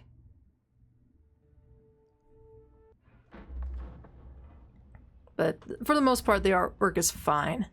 I did think the trees in the forest looked not great, though. Like, you could tell they use a weird brush, but they didn't know how trees kind of worked. Yeah, look at the leaves of some of these trees. They're kind of just... They're clearly a brush of sorts. They're very weird and awkward. But I can also understand not wanting to do backgrounds because they suck ass. So yeah, absolutely. Story, fantastic, great. The music's not that bad. I wasn't too crazy about the music, but I don't think it was like terrible. I thought it's fitting. It just didn't like wow me or anything. Just think it fits for what we're trying to go for. They may have a character designer and storyboard artist separately from sprite artist and background. Yeah, I've seen that happen at plenty of times in visual novels, so I'm thinking that might be the case. What made me think those different artists is the hands.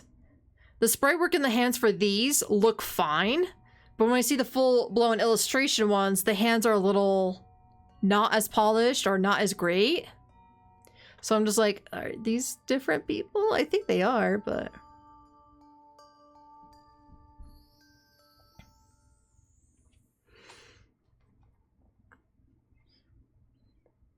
Chapter 5. I will say again, I don't know if this port is like... I don't know if the game actually chugs like this normally and the port just suffers it as well. Or literally this port just chugs, as we have seen. It's just not good. Which is really unfortunate. Because I would like more visual novels on, you know, Nintendo Switch. Because that's like a nice portable read story type of thing. You could just move around. Like a book.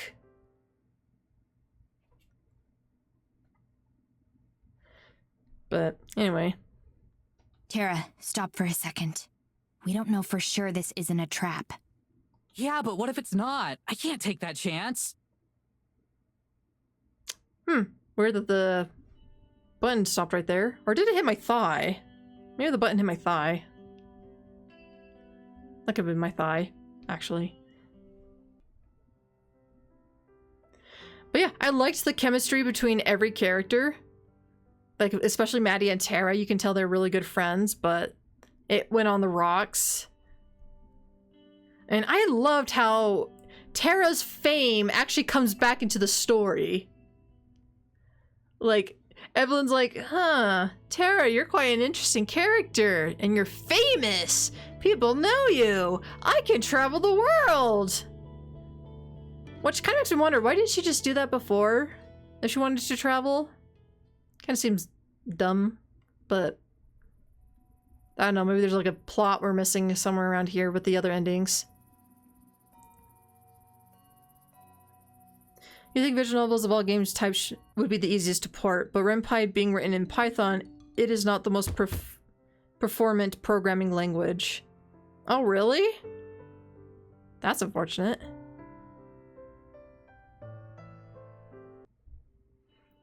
Ren'Py is like the free version, isn't it? I think Ren'Py is like the free version that anybody can use, so that's why it's so popular in visual novels.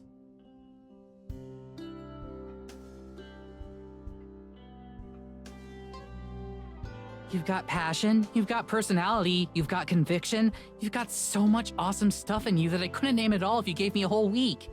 All of that is the real you. And that's the girl I'm in love with. The girl I want to be with no matter what. And I want to put a name on it so you know that'll never change. We pull apart and she wipes the tears from her eyes. I don't really know a non-cheesy way to put it, so... will you be my girlfriend? If you're okay with everything I've done, with everything I still have to do, then how could I say no? Terra instantly lets out a long wheeze and clutches her hand to her chest. Is she okay? You good? Yeah, I'm good. Just give me a minute.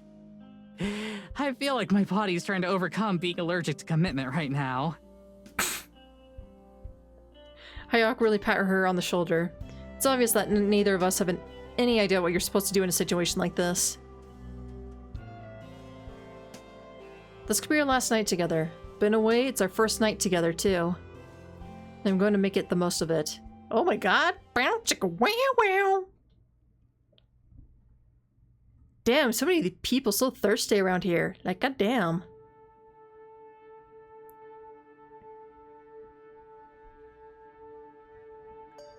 But yeah, character interaction with everybody, fantastic, great, really developed personalities. Like, they really didn't feel flat. Like, nobody felt flat at all. They always had like something deeper going on with them. Especially as you learn more and more about the story. It was just so fun. Just to figure out the story, learn more about the characters, just getting more and more inside their head. It was just so much fun reading this.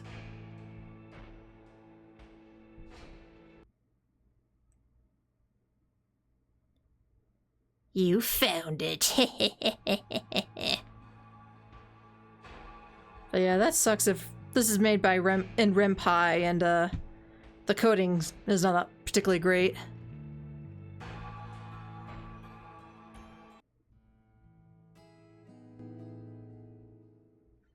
Oh. There's no option right here.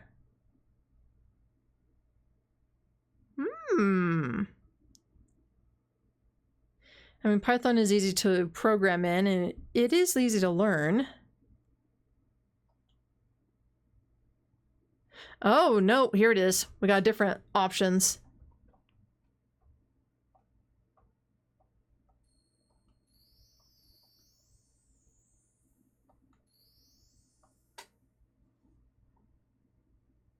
So when we keep them safe for good, another instant night. I'm not alone anymore. We can do this together. Let's do this whole... You're right. It's simple. I take a deep breath, clear my head as best I can. I've been waiting my entire life for this. My entire bloodline has led me to this point. A chance to end all the pain I've endured, to save someone I love. To make sure the countless people who carried this burden before me will be avenged, and to make sure that no one else will get hurt. How it goes from here isn't just up to me, it's up to all of us. Around us, the wind quickens and grows in intensity. The bright full moon looms high over us. One last time, I nod at Maddie and Abigail. Okay, let's go. Let's do this!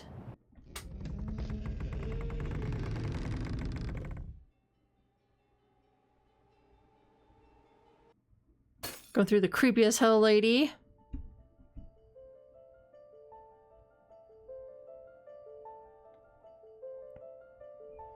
Everything's the same pretty much so far.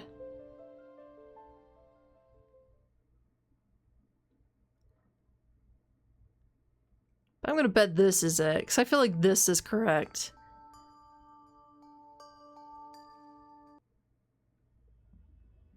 Because it might dictate on your relationship with Morgan's relationship with Tara, then.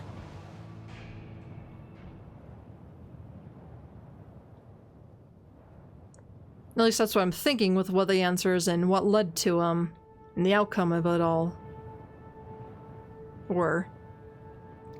I turned to run, to confront Evelyn. I don't know what else to do. Everything has gone wrong. All that matters to me at this point is that Maddie and Tara get out of here. If I have to die for that to happen, then so be it. I hesitate, just slightly. My legs waver as I try to take a step forward. It's enough for Tara to grab my arm, grimacing through the pain. Where are you going? To stop her. Tara's grip tightens. Not without me, you aren't. Tara, you can't. Neither can you. I'm not letting you throw yourself away. Not again. Something soft paws on my leg, and I look down to see Gelidora staring up at me. Both of you. As sweet as they are, there isn't any time for sentimentality. Every second we spend talking is a second wasted. Morgan, the moonlight. I glance up at the sky, but don't notice anything different. The moon shines down on both Maddie and Evelyn, surely invigorating them both. However, it's obvious from the situation that Evelyn is better at using it. What about it? It makes magic stronger. With enough of it, and our magic, we can stop her. Our? Whose magic? Yours and Maddie's? Her eyes glisten in the moonlight as she stares up at me. No, Morgan. Mine and yours. What? I can't keep the exasperation on my voice. We don't have time for her to mess around. Gelidora nimbly climbs up my legs and torso, my heavy sweater protecting me from the pain of her claws. She perches on my shoulder. Love is its own form of magic. It makes the impossible possible.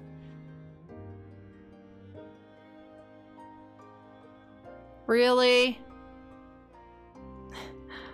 Love is... I get for love and all, but...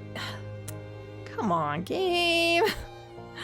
That's a little cheesy for me. Come on. That feels a little bit like a cop-out, honestly. And I know you have plenty of that. I turn to face Tara, who's been listening to every word. Despite it all, she gives me an encouraging smile. I don't know anything about magic, and I'm still figuring this love thing out. But I know I believe in you, Morgan. Go kick her ass! I breathe in deeply. I could try to stop her myself. Even if I had to die for it, I would. What Gelidora said sounds crazy, but everything about this is crazy. And I don't want to die. Okay. I'm putting all my trust in Gelidora and in Tara. Or Tara. Just like I know they're putting their trust in me. I won't let them down. With one arm, I help keep Gelidora in place. And as fast as I can, I run, heading straight for Maddie and Evelyn.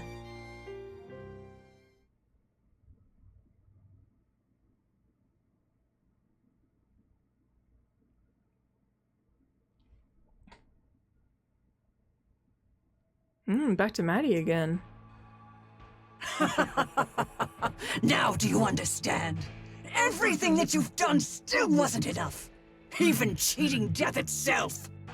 Now, join them. Barely on the periphery of my awareness, I can see my magical energy coalescing behind her. The spell that's intended to end my life.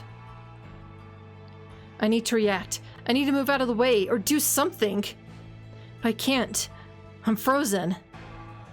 I can't tear my gaze away from the sight of Morgan and Terra. I couldn't protect them either. I couldn't save them. Maybe I deserve this too. I wasted the second chance I was given. Maybe I... Another presence cuts through the haze of my mind, giving me a sudden spark of clarity. Madison! She must have been calling my name for a while. Madison! It isn't real! You aren't alone! Her words cut through my despair like a hero's sword. I lock eyes with her and I welcome her into my own head. She's so vibrant, so present, that she forces out Evelyn.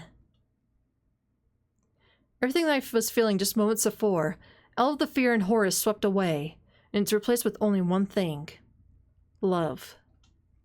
She helps make me myself again. Time itself has stopped, or rather it doesn't exist here. Right now, we're the only two people in the universe. I'm aware that this is only a vision, and not reality. Yet somehow, it's more than that. Perhaps it's a different kind of magic. We're surrounded by a light. Stars flicker, watching us to see what will happen next. I witnessed both myself and Abigail, but it's not just the versions of ourselves that are here and now. Rather, it's our future together. The two of us happily laughing, smiling, growing old. It takes me only an instant to understand. She's the one imagining it, sharing this with me, the same way that the fairies did. This isn't just a wish or a possibility. It's a promise. Both in my mind and in the real world, I take her hands. I don't worry about Evelyn. Because in my heart, I know that we've already won. I look Abigail in the eye and I say 2 words.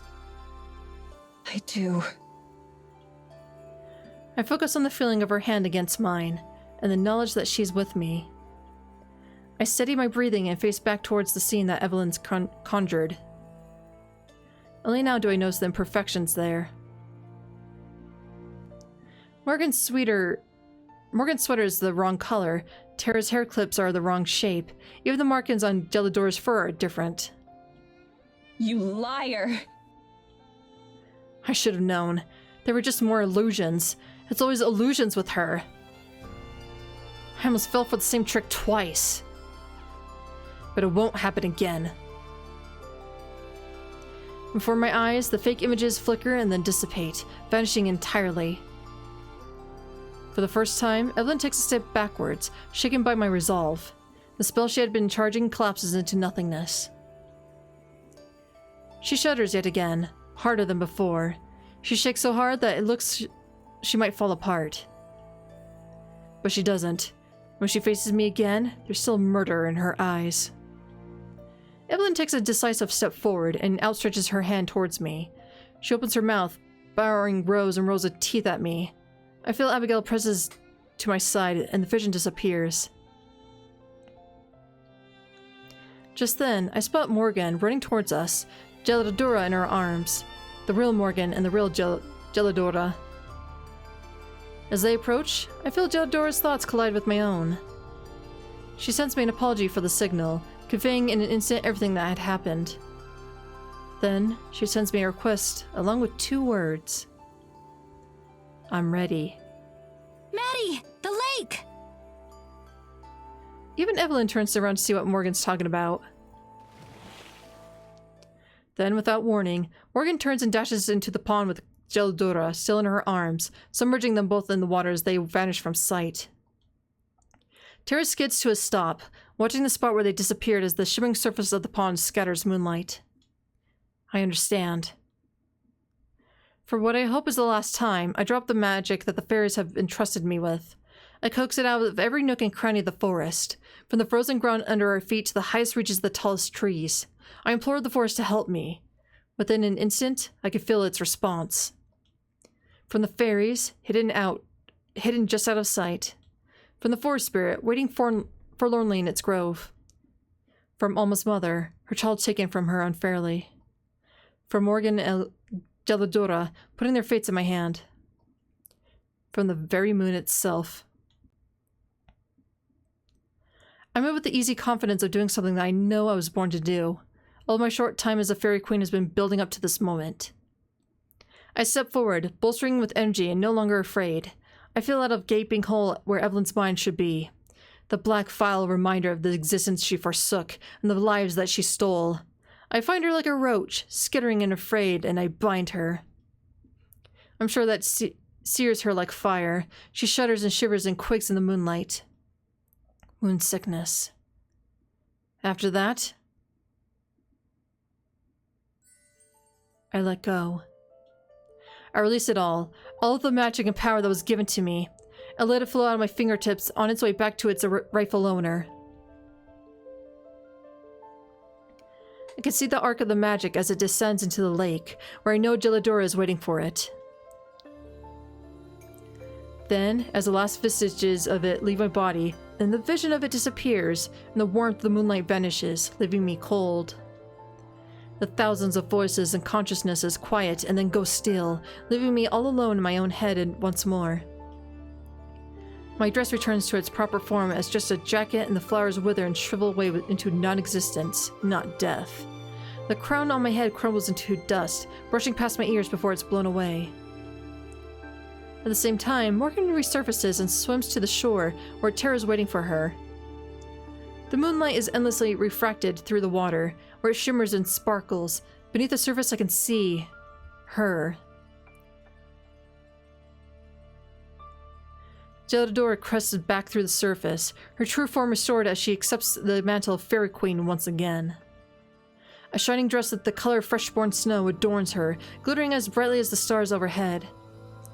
Water streams down her in little rivulets, some turning to ice or frost on the way. She's breathtaking. My dress was pretty, but it didn't suit me nearly the same way the role of the Fairy Queen seems to suit her. Even Evelyn is speechless. Gelidora closes her eyes for a moment. Her breathing slows almost imperceptibly, but just enough that I involuntarily step backwards. Gelidora's hot, what the fuck?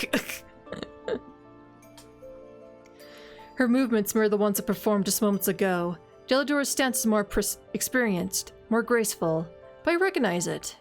She's calling upon the forest's magic. Then she raises one hand high. The moon seems to glimmer at her fingertips. In one swift motion, she slices downward, moonlight trailing behind her. It pierces Evelyn like a spear, fatal and true. Her whole body convulses as her moon sickness wreaks its terrible havoc on her.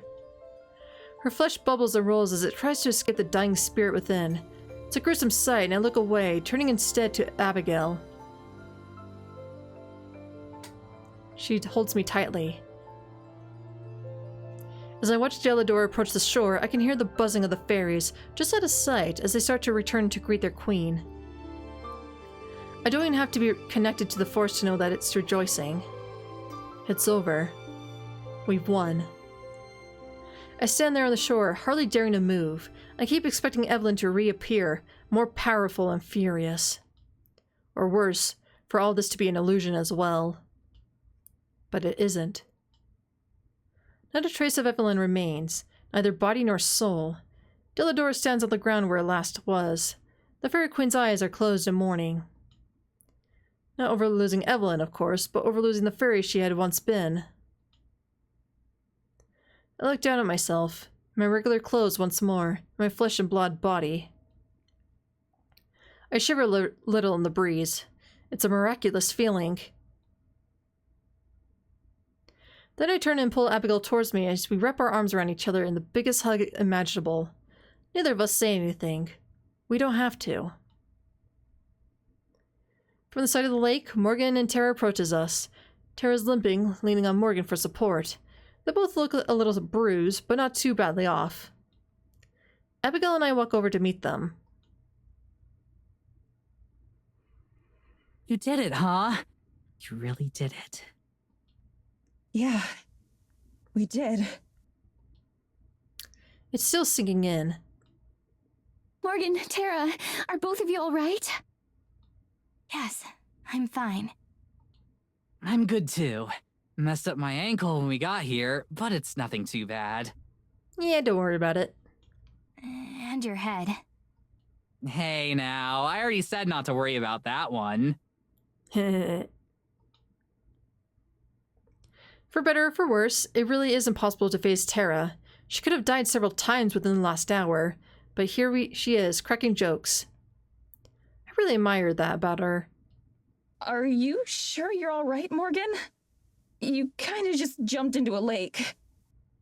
And it was totally badass. Yes, I'm positive.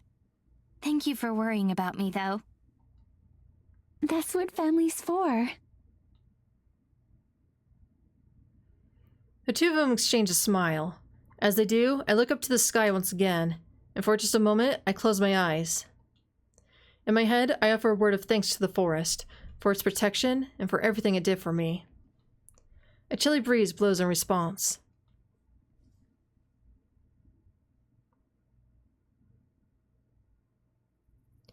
A loud buzzing fills the air, and we watch the swarm of fairies as they rush towards us from the trees. I step back to stand beside my friends as the fairies arrive, joyously fluttering about above Gelidora's head. A bright smile illuminates her face as her people welcome her home. They don't speak, their need for human language gone now. They don't acknowledge me at all. I strain to try to spot Have or Frio or Anon, but I can't. I'm sure they're there, amongst the rest of the hive, but they don't pay me any mind at all. Maybe that's for the best. So this is like really cool. She and Morgan are both watching, somewhat awestruck. When we get home, Mads, you've gotta write an autobiography. Either that or the best fantasy novel ever. I'm sure you can make millions off the book deal. Those fairies really just ignoring you after you saved their home. I know! What the fuck? Maybe they have a one-track brain, though. Like, queen, queen, queen! Kind of like bees to a queen bee in their hive type of thing. Queen, queen, gotta protect the queen! Oh, the queen is back! Hooray! Hip, hip, hooray!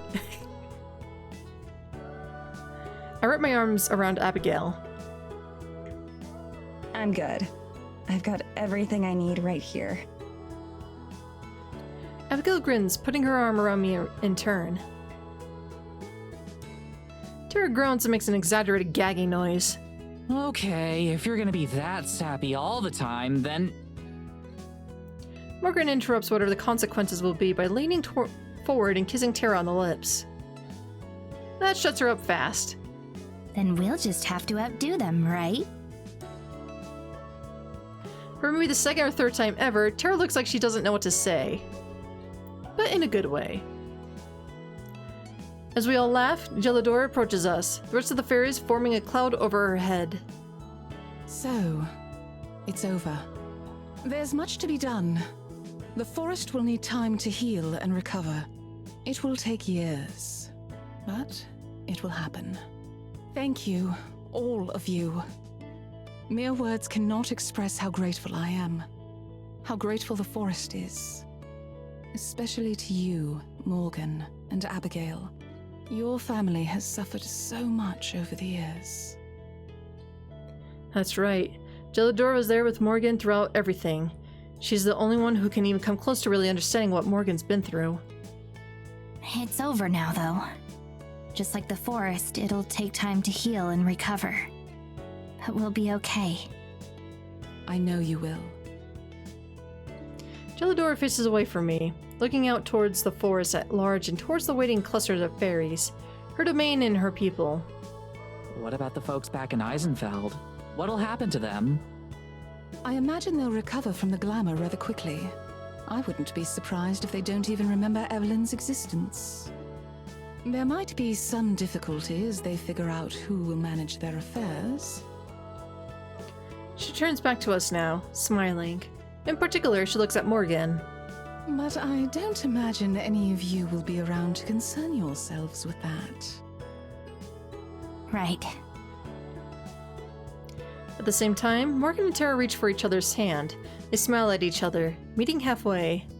And you, Abigail, are you looking forward to leaving?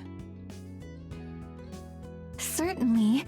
I've heard so much about the rest of the world from Madison and from Tara already that I can't wait to see it myself. Although, I'm a little nervous about, what were they called? Airplanes. Yes, those. I do hope they're safe. Oh yeah, airplanes. I can feel your fear, my dear. I can feel your fear. It's okay. You'll barely get through it, one way or another. She looks at me for support, and I put my arm around her. It'll be fine. I promise. Are you afraid of flying, Tara? Oh yeah. Hate it. Despise it. I hate doing it. There's an option not to, I'll take it, but sometimes the best option and fastest option is flying. I know exactly the movie you should watch. Snakes on a plane, or things involving a plane, and it crashing and destroying everything. She'll have a lot to get used to in the modern world, but it seems like she's just as excited to experience as I am to show it to her. Even Morgan will have some acclimating to do after spending her whole life at Eisenfeld's limited amenities. It's fine though. As Morgan mentioned, we have so much time. The Fairy Queen smiles at us again. I see. If you don't mind, I'd like to show you just one last bit of magic. Something long overdue. It's called Airplanes, a comedy parody of those disaster airplane movies. It's a classic, probably one of the greatest comedies of all time. That's certainly a bold claim for comedy. But maybe we could take a look into it and during movie night. The four of us look at each other, the nod in assent. Lead the way. Gelador takes us around the pond to the far side, right to the boundary of bare ground and covered snow. She kneels down, scraping together a mound in her hands, while the rest of the fairies watch from above in reverent silence, their usual keening muted for now. The ball of snow in Gelador's hand is shaped and smoothed out as she alternates between scraping and patting it. Soon, I realize the form it's taking, that of one of the fairies. Gelador then gathers several other materials from the forest debris. Pine needles, a soggy leaf, a couple tiny pebbles, and even more objects that I can't see. She arranges the pebbles on her snow sculpture to form a face. Then, she deftly weaves together a few sodden pine needles and ties them around the back of the head.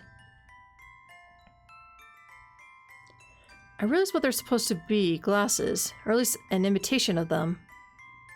Madison, it's you! As Gelador wraps the leaf around the snow fairy, I realize that Abigail's right. It's not an exact replica, of course, but it's definitely supposed to be me. Once it's complete, Gelador lifts a tiny model from the ground, holding it in her cupped hands like a treasure. For a second, I think she's going to hand it to me, but she walks right past and heads to the shore of the pond. With her back to us, she lifts her arms, holding the tiny sculpture aloft. The moonlight shines down on her, illuminating snow on her hands. The air around them starts to glimmer and sparkle, the light of the moon refracting off of nothing. Gelador's whole body glows with a soft white aura that's brightest in her hands. Then, the little fairy in her hands flutters to life and flies into the air. After just 2 beats of its fragile wings, it turns and joins the rest of the swarm, where it's immediately accepted into the fold. The Fairy Queen turns back to face us, the sparkling magic now calm once more. A tribute in your honor. This was the first birth of our people in over a century, ever since I was first bound. Through this little one, your memory will live on in these woods. Thank you. It's an honor, really. Yeah, an honor. You guys have to deal with that fairy, not me, so you know, whatever. It's a bit strange to me that she'd choose me as the model, rather than Morgan, whom she knows much better, or Abigail, who's far more intimately connected with the forest. After all, it's not like I did a whole lot as a fairy queen. Still, the gesture is touching. I watch the little fairy for as long as I can until it's assimilated into the rest and impossible to keep track of. Tara's positively green with envy. Before you leave tomorrow, will you come join me for a final time? We have one last farewell to make. She looks at Abigail as she says it. Abigail's eyes widen and then she nods. We've got a late train, so it's easy to do. You already got his tickets home? Hell yeah! One of us has to be on top of things around here. She smirks and I playfully smack her on her shoulder. Going home. Just the thought of it is exciting. The prospect of returning to our normal lives without having to fight for them. By now, it feels kind of like a dream. But for once, one that I know will come true.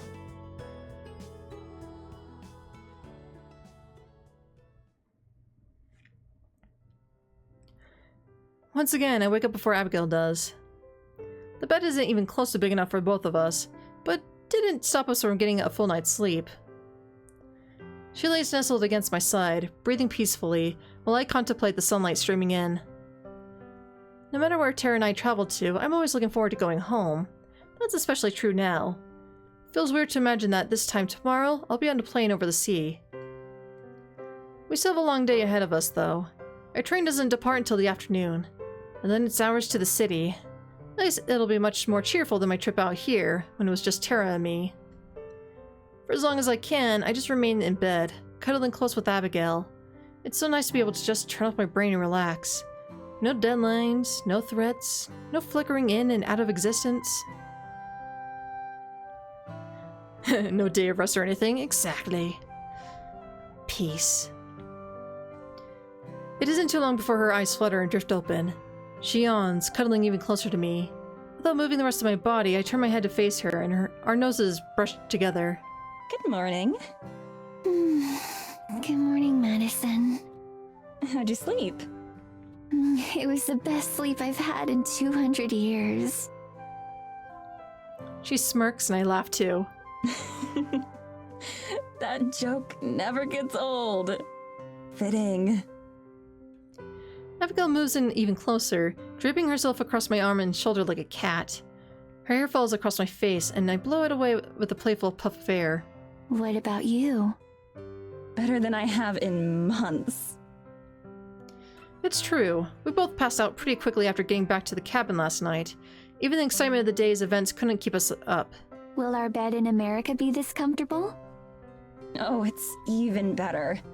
Although BT, our cat, really likes to sleep up there. So you might have to fight him for the spot. BT will have to find somewhere new to sleep because I don't want to share you. Oh, wow. Poor kitty. She shoos away and imagines a cat with one hand. I love her. Maybe he'll like Morgan. She's gotta be used to having cats around by now. Gillidud accounts. Technically? Our home will be so lively, won't it? Absolutely. I can't wait. Me either.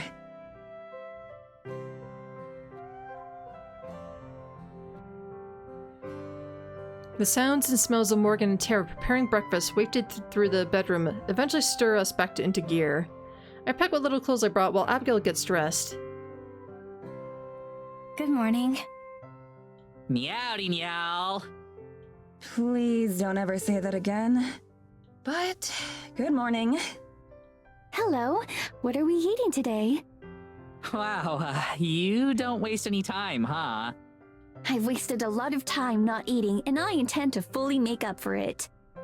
You're in luck. I brought over all the food I had at home, so there's plenty. She sets a platter of pastries on the table, and Abigail immediately dual wields a blueberry muffin and an everything bagel. Wait, you already went all the way to town and back and then made breakfast? Yes. Isn't she amazing? Morgan blushes. That may be the first time I've witnessed that.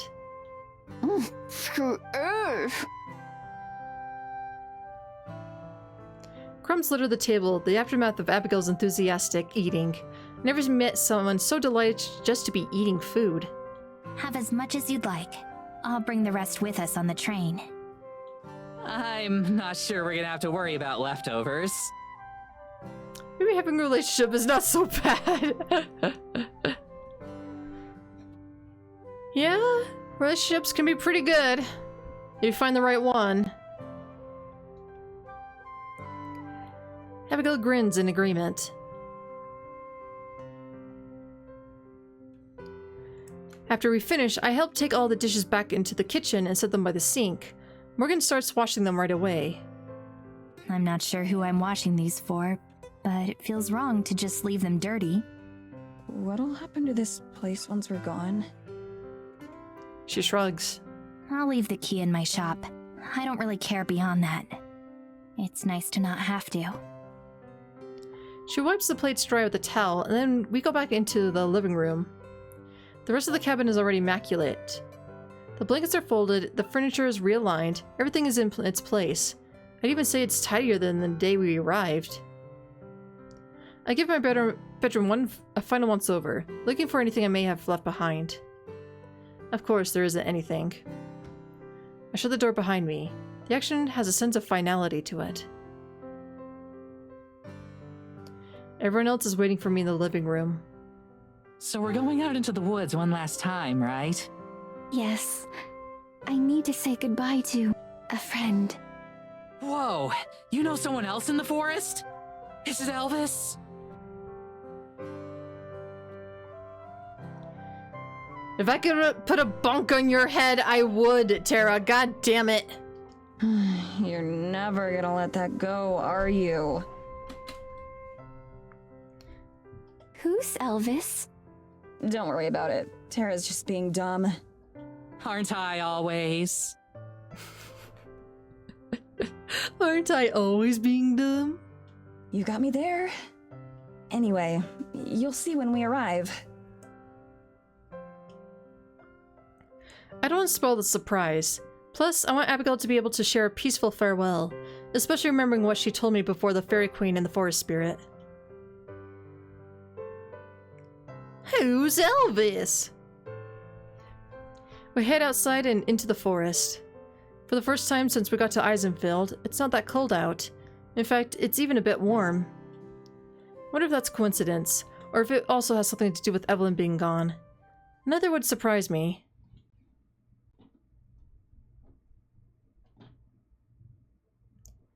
We haven't gotten very far when Geldura suddenly appears, popping into sight just a few feet away. Her arrival is silent, no smoking or sound or anything like that. Just 1 second it's empty, and the next she's there. Good morning.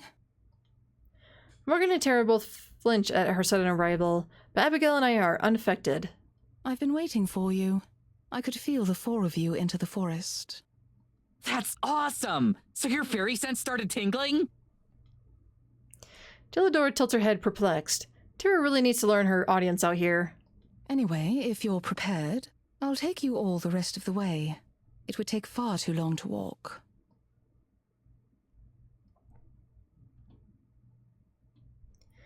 The five of us join hands. Geldura is standing between Morgan and me. Her hands are cold, but not unpleasantly so. In the time that it takes for me to blink, we're teleported to the grove of ancestral trees. Even without being one with the forest, the magic in this place is palpable. It soaks into the earth and trees, and the air is sweet.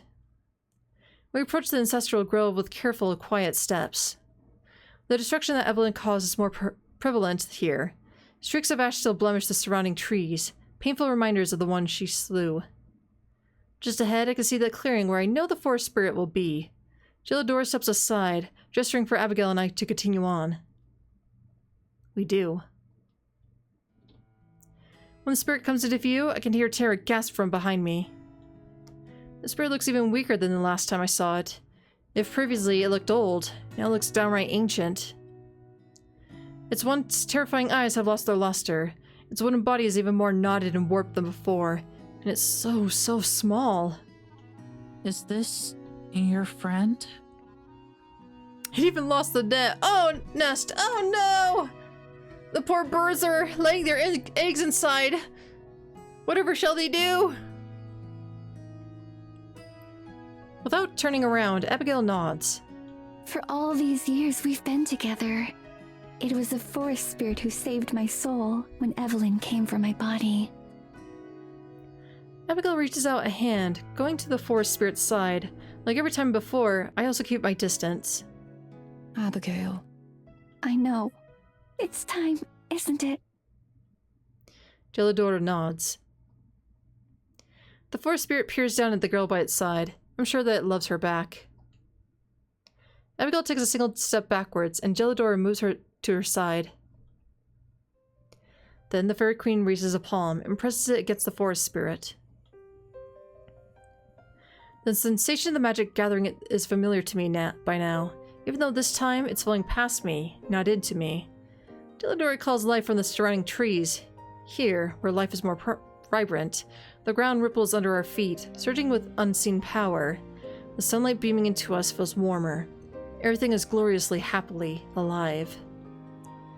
The forest spirit's twisted form starts to change and morph, not in a painful way, like how Evelyn died, but much more peaceful. Jagged shards of wood soften and retract. Its two legs start to stitch themselves together into one solid trunk. Its arms stiffen, reaching outward and upwards, slowly regaining the colossal height that it once possessed. Roots appear and bury themselves underground as the tree's floor itself rises a little to accommodate.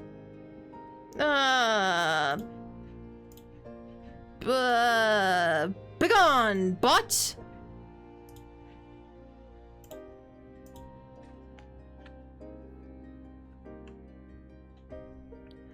I remember now that Abigail mentioned before that one of the Fairy Queen's duties was to help the forest spirit pass on, and with Gelidora missing for so long, it was impossible. I wonder how many decades or centuries this one had existed before meeting Abigail. No wonder all the trees here have such vibrance. No wonder this is the center of life in the forest. Just like the process that made me Fairy Queen, there's little pomp and flair to the transformation, but instead it feels intimate and calm. When Gelidora retracts her hand and the magic dissipates once more, everything is still and silent. Abigail falls to her knees at the base of the newborn tree. The spirit's great eye slowly slides down the trunk, a final magical motion until it's level with her face. Despite the tears in her eyes, Abigail manages a smile. Hello, old friend. Thank you for everything you've given me. Not just company, but another chance at life itself. I'll miss you. I really will. More than I'll miss anything else here. I'm sorry I wasn't around much lately, but I hope you know that I was very happy. Even when it was just us. Even when there was no one else. She reaches up, stretching her hand to the tree just like the Fairy Queen did, except it wasn't a regal, powerful touch. It's delicate and soft. She presses her forehead against the tender bark, not bothering to wipe away the tears. And I hope you know that I'll be even happier now. You don't have to worry about me. I'll be okay. Abigail remains there for a long moment. The forest spirit's eyes watch her, as best as it can, for as long as it can. Slowly it goes dim. The red light fades to gray, and then to the same plain brown as the rest of the tree. Within moments, it's indistinguishable from the rest of the forest. Losing someone you know for 200 years is mega sad. I agree. Abigail looks back up and notices the change. She brushes her hand across the sightless eye and then she rises to face Gelidora. Thank you. I'm sure you made its life that much more wonderful as well. I hope so. Tara, do we still have time before we have to board our train? Couple hours, yeah. If it's no trouble, I'd like to return to the Fairy Grove one final time. I'd be happy to take you. Tara and Morgan nod in approval. They've both been keeping pretty quiet, although that's not unusual for Terra. Still, I'm glad that she's been considerate of the solemn mood. Once more, Delidora takes our hands and transports us to the fairy clearing. There's no evidence here of what took place last night. While there aren't any deer this time, a few birds are in their nest. All's right in the grove. It's a little strange to not instantly feel the presence of the fairies in my head. I'm sure they're close by, but like usual, they keep their distance.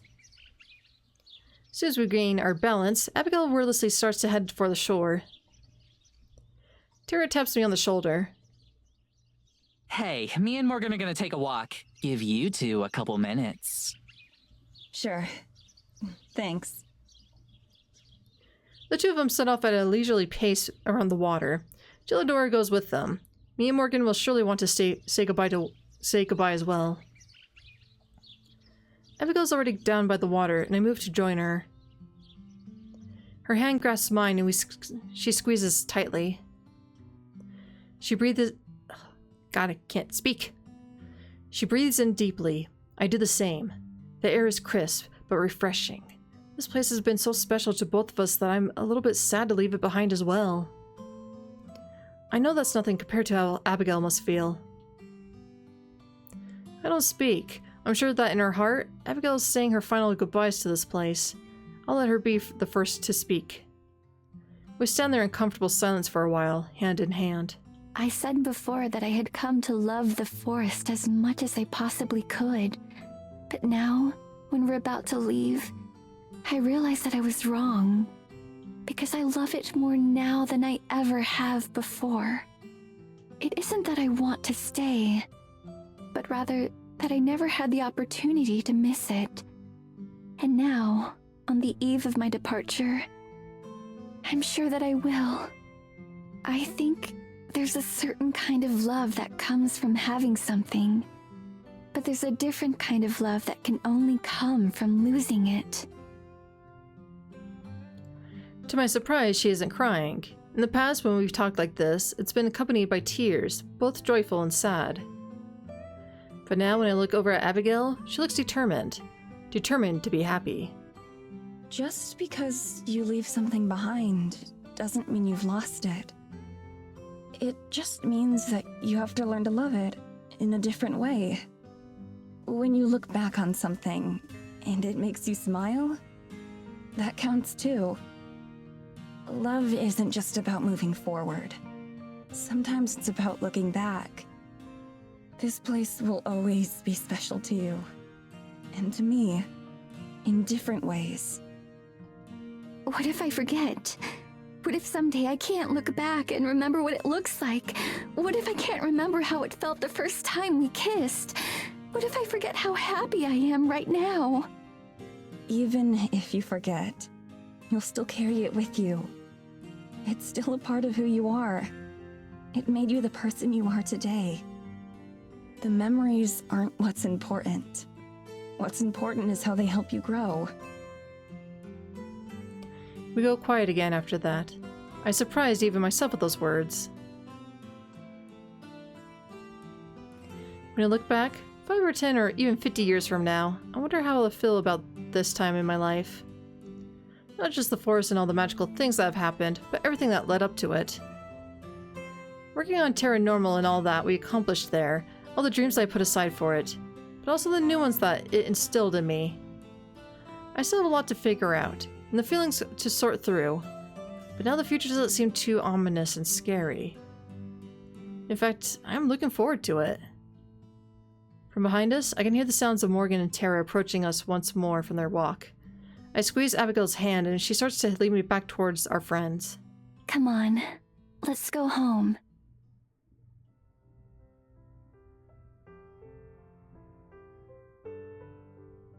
All aboard! The train conductor yells out his iconic line, and there's a loud hiss as the train begins to move. It feels like something out of an old-timey film, but I suppose that's more than appropriate for how our journey has gone so far. Beside me, Abigail sits with a white-knuckled grip on the seats, alternating between staring out the window and making sure the ground is still beneath her. Across from me, Terra and Morgan sprawl across each other, all pretenses of not a couple abandoned. As for me, I drink it all in, with a smile on my face. Every one of us deserves this. We pull out of the station, and I gaze out the window alongside Abigail. On the way in, I remember how scary and foreboding the forest looked, and how it felt like entering another world. Now, on the way out, I certainly won't miss it, but I'm not afraid anymore. I wonder if Galadora is watching us, somewhere out there. Hey, Mads. Of course Terra's the one to break the silence. How proud do you think my folks will be that I finally got around to adding forged government documents to my criminal record? I just have to laugh. I can't even be mad at her for this one because there's no way we're getting Abigail into the country otherwise. I'm not sure how she did it. Maybe that's a brand of magic of her own. What will be the first thing we do when we get back? Asks Abigail. Oh, you know we're gonna party! From where her head rests on Morgan's lap, Tara still manages to strike a pose. We've got New Year's coming up. Plus, Maddie's birthday is the day before. Both Abigail and Morgan's eyes widen. I try to brush it off. Every year, Tara swears we're going to go all out for my birthday. Every year she takes like 2 drinks and passes out, or falls out of her bar stool, whichever comes first. Weak. Weak. Light drinker, weak! Morgan, Abby, both of you drink, right? I do. It's been quite a long time since I have, of course, but I'm certainly partial to it. You both know what that means then, right? Tara's question is met with 3 blank stares. Drinking contest! Oh god, Tara. Not again. Come on, you're okay with Morgan and Abby watching you drunkenly sing MCR, right? MCR? No, I'm not okay.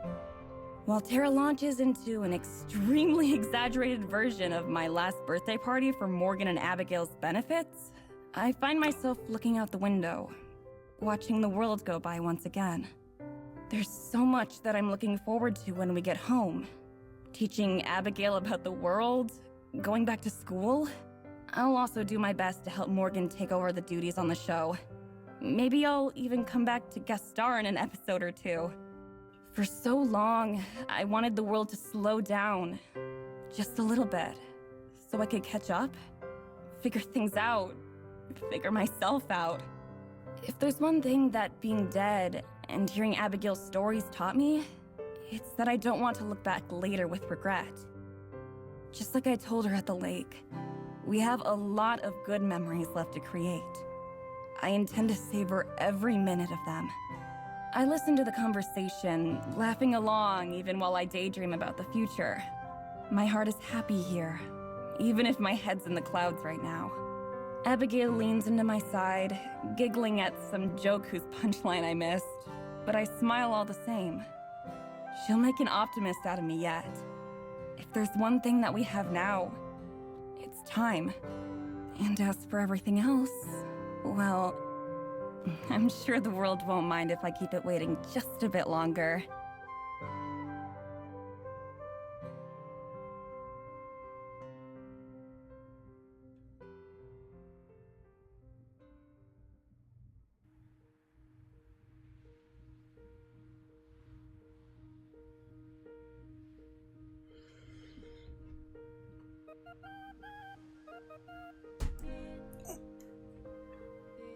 Oh. Look at that kiss. Look at that emotional kiss. You know it's so emotional that gets right into your soul. The good ending is like 3 times as long as the bad ending, though. Yeah. But just fixing up some loose ends here and there.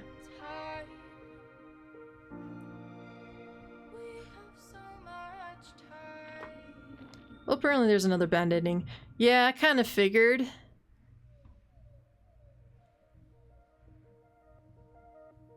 In love with a ghost. Interesting. I'm in love with the ghost. I'm in love with the ghost. Yeah, I imagine it's like a sacrifice ending with Morgan. It felt like it was leading up to that.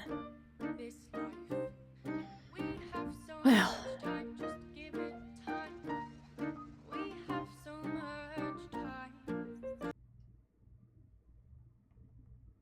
Madison, look!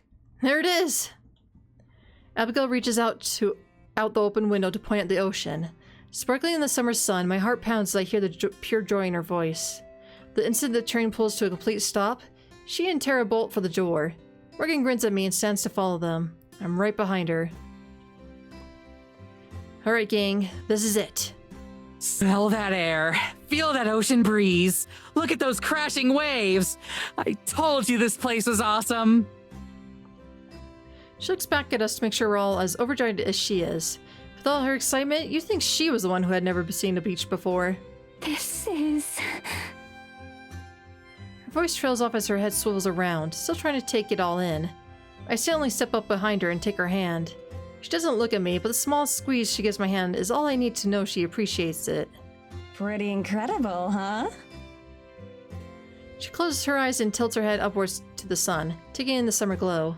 It's better than I ever dared to imagine. For a moment, I'm reminded of the glow that surrounded her the first time we read together. Was that the first time my heart stopped when I looked at her? It's happened so often that I lost count.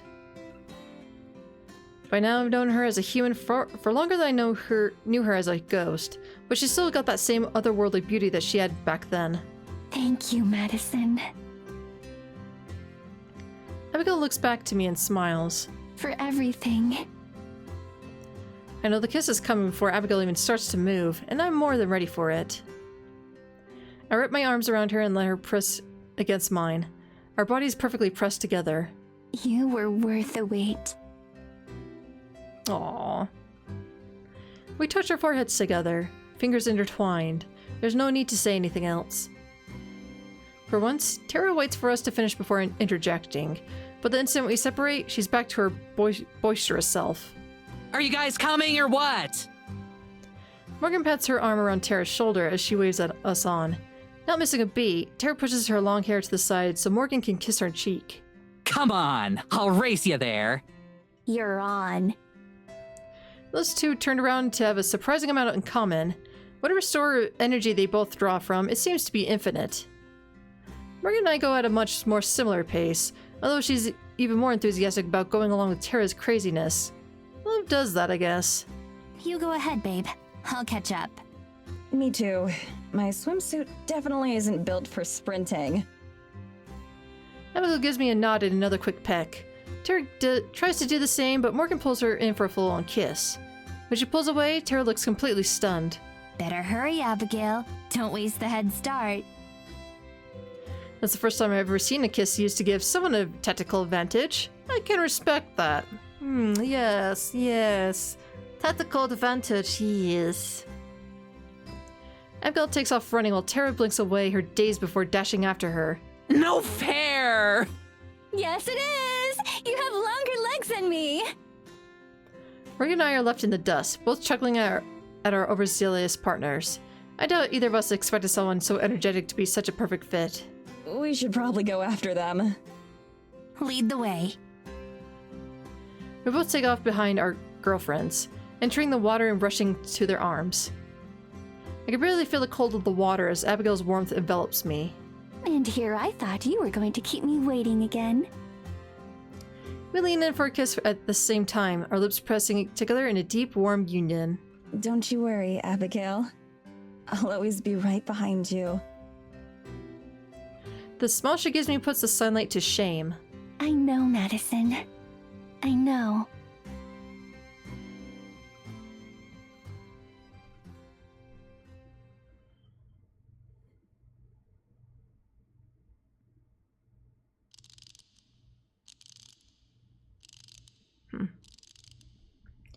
Now, at the bottom of right section of the text box, there's always a ballerina twirling. I kind of wonder what was the point of the ballerina turning. The story doesn't really explain that all that much.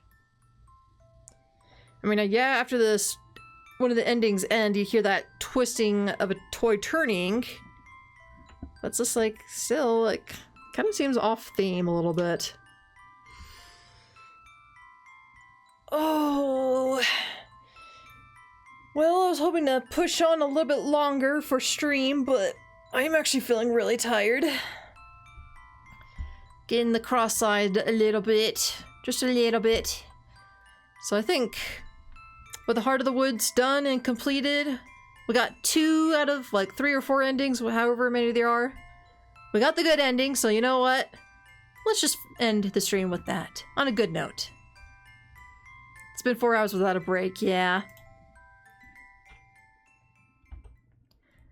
But can you blame me? It was too good to put down. I didn't want to put it down, man. I didn't want to put it down. It was that good. Yeah, I'm really impressed with how well that was. It's been a really hot minute since I really enjoyed a visual novel like that. Then again, I do generally like visual novels, but they're hard for me to just kind of like sit down and read and stick to reading. So that's kind of why I like streaming these games, because then it's like, oh, I'm dedicated now. I'm committed to doing this now. So many things happening. Oh no, what's going on with you, Matt? Actually, you know what? I don't care. I want to end the stream because I'm tired. I'm sick and tired, man. I'm tired. Okay, maybe not sick, thank God, but I'm tired. Alrighty, folks. That is it for today's stream. I want to thank you all so much for tuning in. As always, I do appreciate it. Alright. See you in the DMs then, Matt. As for everybody else, till next time, I am Terra Fox. You guys have been the viewers. And of course, I hope to see you all next time.